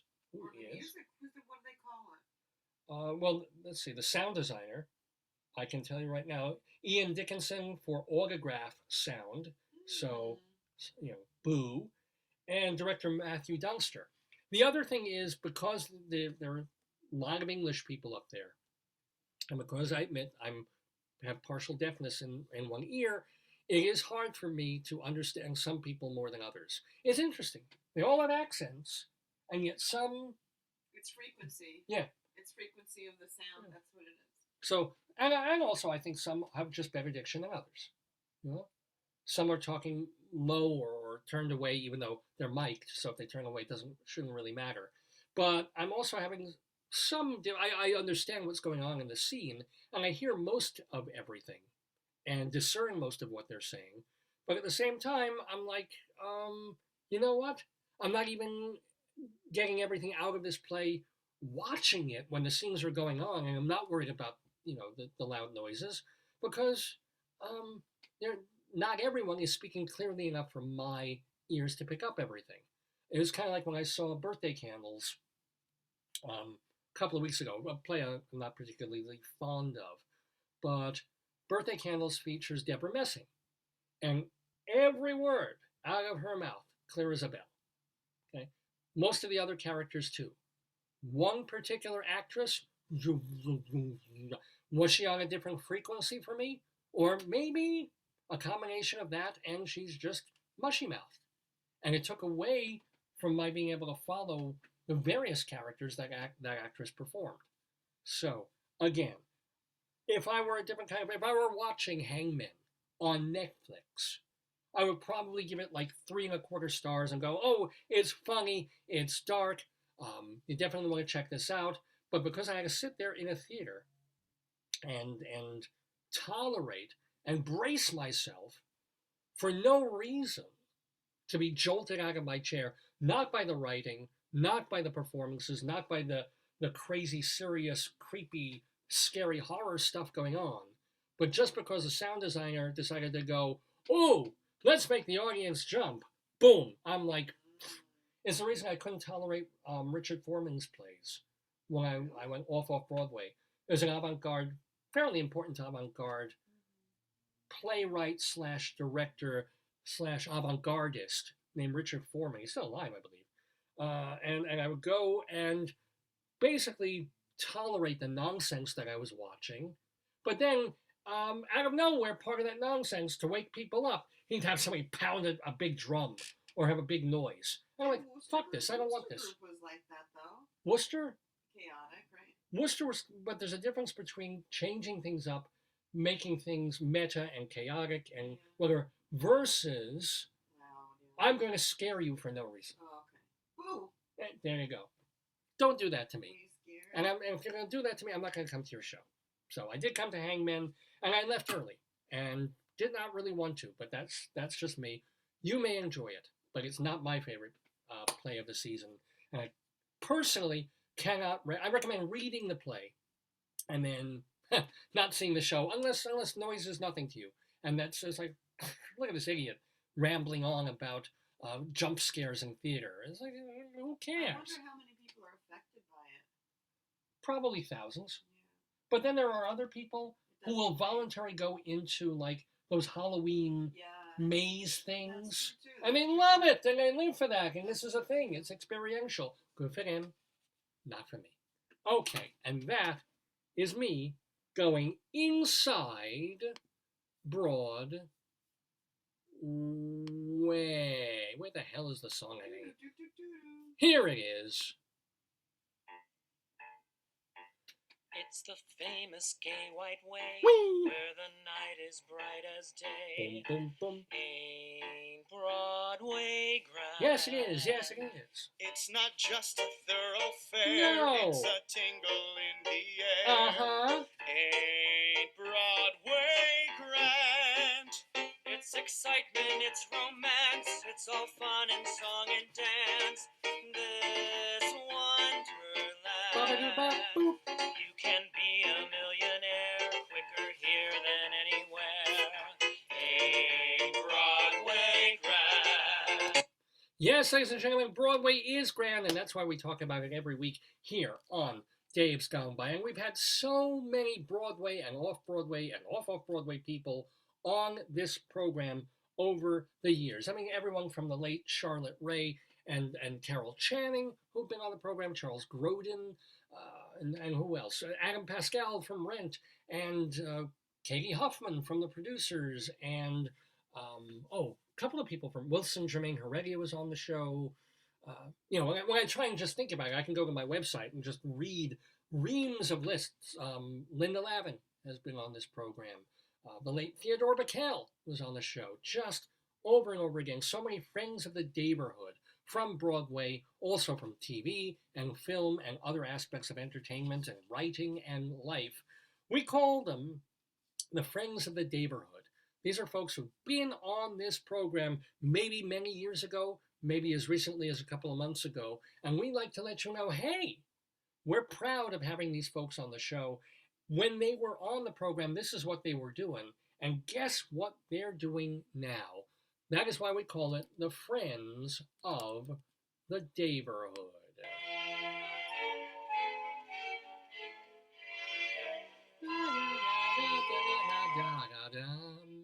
So let me tell you what some of the Friends of the Neighborhood are up to. Congratulations to Joel Samberg.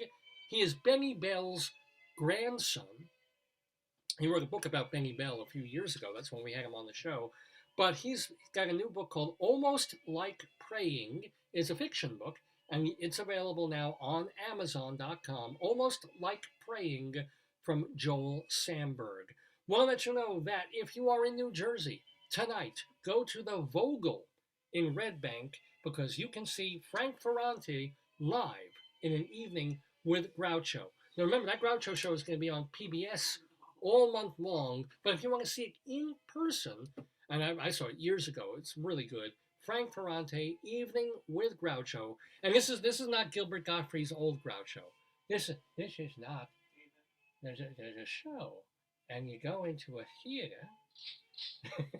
Tell us about your show, old Groucho. Well, you come in and you have a ticket, and then they show you a seat, and maybe if you're with another person, they sit together in 2 seats. And the lights go down and the performance happens. And then there might be an intermission where you could get a beverage or use the facilities. And there's a men's facility and a women's facility. And your men's go in one direction and then the show starts again. And there's more show. Thank you, old Groucho. But no, this is more along the lines of Groucho's life and comedy. Frank Ferrante doing Evening with Groucho at the Vogel. And also tonight, Saturday night, also in New Jersey, our friend Dave Koenig is emceeing the New Jersey Comedy All-Stars in Newark. Go see it. Or, if you want to stay on Long Island, if you're on Long Island, go see Jackie Martling live with his podcast co-host Peter Bales. They're doing their stand-up memories. Oh, no, sorry. Jackie Martling and Peter Bales are doing stand-up at the Brokerage Theater in Belmore, Long Island. I've actually done stand-up at the Brokerage years and years ago. So see them live tonight, and then check out Jackie Martling's podcast, Stand-Up Memories, which I think they do a new show every week. Edward Einhorn, the playwright, on Sunday, he's going to be doing at the Triad Theater. I think that's up on 72nd or 76th Street. Cabaret in Captivity to honor people who were in the Camp Terrorism, because it's Holocaust month or something. But anyway, sounds like fun. Cabaret in Captivity. I think those are songs that came out of the concentration camps. Edward Einhorn hosting that tomorrow at the Triad. On Monday, Amanda McBroom is going to be at Birdland. Get tickets at mcbroom.com. And then later in the week, Gretchen Cryer will be directing a play called A Good Girl Doesn't at the Cherry Lane Theater on Commerce Street. That'll be running through 2 or 3 weeks in May. And now, playing now through May 17th, you can, it's funny, you mentioned this, Avner the Eccentric Eisenberg is teaching his course in clowning. Oh, I do one clown. Yeah, I'm going to attend it. How much is it? I'm not sure. It's probably a lot of money. He's a master clown. Is it a scary clown, or can it be like a... No, he's a very sad, sack, likable clown. No, I want to be a funny clown. Oh. You told me you're going to get me the wig and the shoes. And yes. Well, I'm collecting all my pubes to make you a wig. I want a big wig and the shoes. Well, we'll go to Cedarhurst. You can get a ton of wigs there. No, I want a big wig. You're married to a big wig. I got this podcast. But anywho, the Tamala Clown Academy in Konstanz, Germany. For $50 a class, Well, that was Eisenberg. I'm not sure what That's these not are. him? Yeah. No. He's doing this all the way out of Germany, but it's a Zoom thing. So check it out. Avner Eisenberg teaching clowning. You can take clowning with Avner the Eccentric. Also letting you know that now through the end of May, don't forget that Eric Comstock and Barbara Fasano are doing their thing, singing the Great American Songbook, of course, at Birdland, Saturday nights at 5:30. We move to the Broadway stuff because so many of our people, as I mentioned, are Broadway people. J.O. Sanders is in Girl from the North Country, which is just reopening this week at the Belasco Theater. Stuart Zagnett is in Off-Broadway's The Lucky Star. Hasn't opened yet, so go see it. 59 East 59th Street is the theater there. Stuart Zagnett in The Lucky Star. Playing now on Broadway, we just mentioned The Minutes. Austin Pendleton is in that, and it's at Studio 54. That's a Pendleton alert. Austin Pendleton in The Minutes. Larry Kerwin, the musician, co-wrote Paradise Square on Broadway. Amanda Green wrote the lyrics for Mr. Saturday Night, with that's the Billy Crystal show. That opened at the Nederlander Theater, and the reviews were good. You know, the chatter beforehand was not so on this, but it's a very funny show and well worth seeing. It could turn into a hit. Yeah. Chicago. Wait. Oh, yeah. Ray Bachor plays Amos in Chicago at the Ambassador Theater, and Alan Menken wrote the music for Aladdin at the New Amsterdam Theater. Everybody go to Jim Caruso's Cast Party Monday night at Birdland. Get tickets at birdlandjazz.com. Evan Seplow is the editor and founder of StageBuddy.com, so that's a great place to check for information about New York nightlife. Want to remind you that Dr. Demento does Dr. Demento shows, new ones, every week. Online only. He's 80 years old. He's still doing the Dr. Demento show. DrDemento.com. I think it's $3 a piece to listen to the shows. And then, let's not forget, podcasts about upstate New York history from Bob Cudmore at bobcudmore.com. And those, my friends, are the friends of the neighborhood.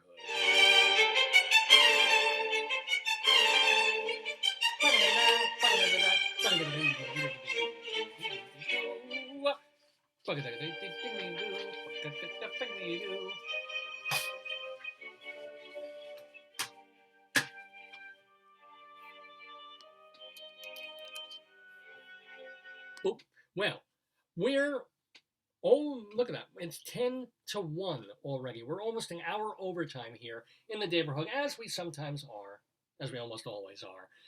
I'm Dave Lefkowitz. You've been watching the program. We're almost finished. Because, hey, we went to Greeley Crimes and Old Times. We talked about a bunch of stuff this week. I talked about Broadway. We had our Yesterday trivia quiz with our new friend of the neighborhood, Seth Bisen-Hersh, who got a couple of points on the board. David Sheward, Leslie Hoban Blake. Wonderful people. What else is there to do? Oh, yes, my friends. We have a Limerick. We have a Colorado Limerick of the Damned. This is where, because Joyce and I lived in Colorado for a bunch of years, and I got it into my head for not only no reason, certainly no good reason, to write a poem every week about a different place in Colorado. We go, so it's not even, I haven't seen 90% of these places, haven't heard of 80% of these places. There's towns in Colorado that have 8 people in them, they're ghost towns, and yet I've written poems about them. Today, we go to La Veta, Colorado. La, like the Spanish, I think La. it was a change of La Vida, right? They probably heard La Vida and they said La Vita. Or they may have said Velveeta, because it's a cheesy little town. Oh, really? Yeah, no. It's La Veta, V-E-T-A, Colorado.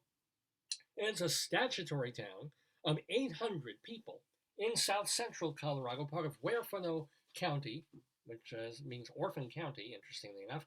In 1862, I haven't even played my Limerick music. I'm so sorry. You're the poetry man. A limerick is a comic verse of 5 lines, in which lines 1, 2, and 5 will end with words that rhyme.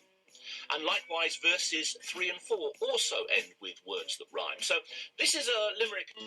Rocky Mountain, Colorado. Yes, ladies and gentlemen, Colorado. We go to La Veta, Colorado, this relatively small town in south central Colorado. In 1862, Colonel John Francisco and a business partner bought 48,000 acres to establish a ranching community. They were attacked by Ute Indians the following year, but they defended their fort. That's the way it goes in America. By the 1870s, they had the railroads coming through, and a post office called La Veta was built. By the way, La Veta means mineral vein, named for its local mineral deposits. Oh, okay. Who knew? Like La Vida. It's La Vida. No, not Vita like life, Vita. I know, but I thought they stole it from that. Yeah. In 1913, a miner who didn't join the mine workers' strike. Thomas a miner. This guy who decided to be a scab was in a car with mine guards when bullets were fired at it, killing everyone but him. This became an early stage of the Colorado Coalfield War. So now there's also a Fort Francisco Museum. The town has an annual Oktoberfest and the Spanish Peaks Music Festival. So a pretty happening town, La Veta, Colorado. But it stops happening briefly as I do this week's Colorado Limerick of the Damned for La Veta. There was a young girl from La Veta who learned that her man was a cheetah. So one night she crept into bed while he slept and cut off his nuts and his pita. Please send your comments and complaints to davesgoneby@aol.com. davesgoneby@aol.com. I read everything. I don't have a chance necessarily to write back, but davesgoneby@aol.com, or feel free to post your messages right on this Facebook page, or if you are a friend on Facebook, you can certainly message me there.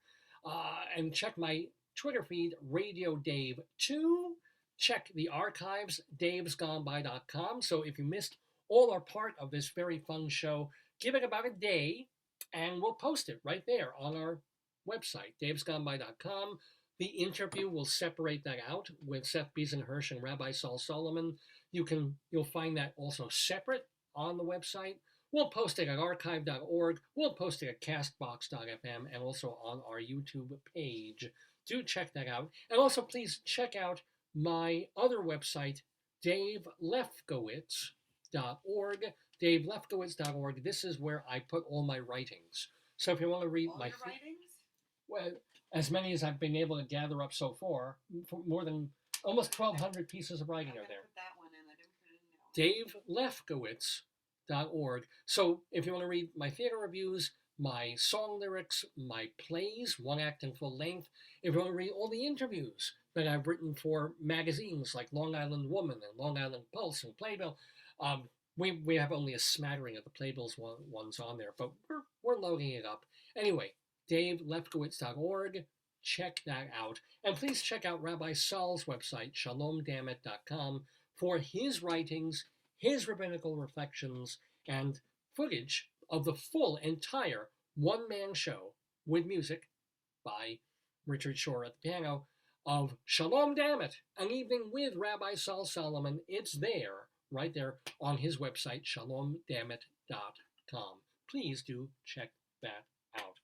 Well, it is about 4 minutes to 1 p.m. Eastern Time in the neighborhood on this Saturday, April 30th, 2022. I typed in all of Dave and Thank you. Thank you, sweetie. That's my darling and adorable wife, Joyce. Before we get out of here, a couple of things. First of all, this is what happens after I've talked for 4 hours straight. Want to remind you that next week we have actor someone's and coming in. playwright Michael Takif. They want to help you. Oh, thank you. Hold one Look in who's each there. hand. Usually you hold them when you get upset or something. Look how cute they are. These are the kinds of things I squeeze when I have to have a vaccination or something. Here's Onion. Here's what? What they want to do? Oh, this is so cool. They want to do their version of Tony Curtis and Gavin MacLeod having the classic Gilbert Gottfried sketch. You want me to go down and pull out the interwebs?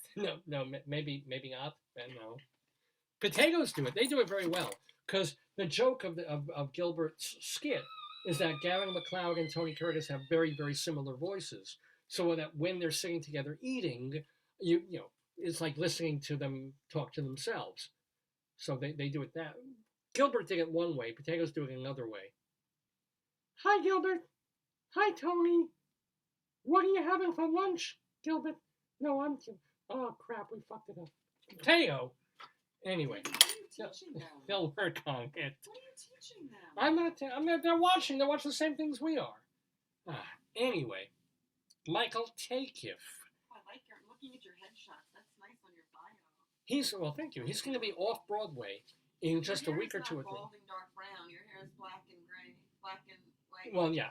I was always told that my hair was dark brown. It was on the birth certificate. I had dark brown hair, but it looked black.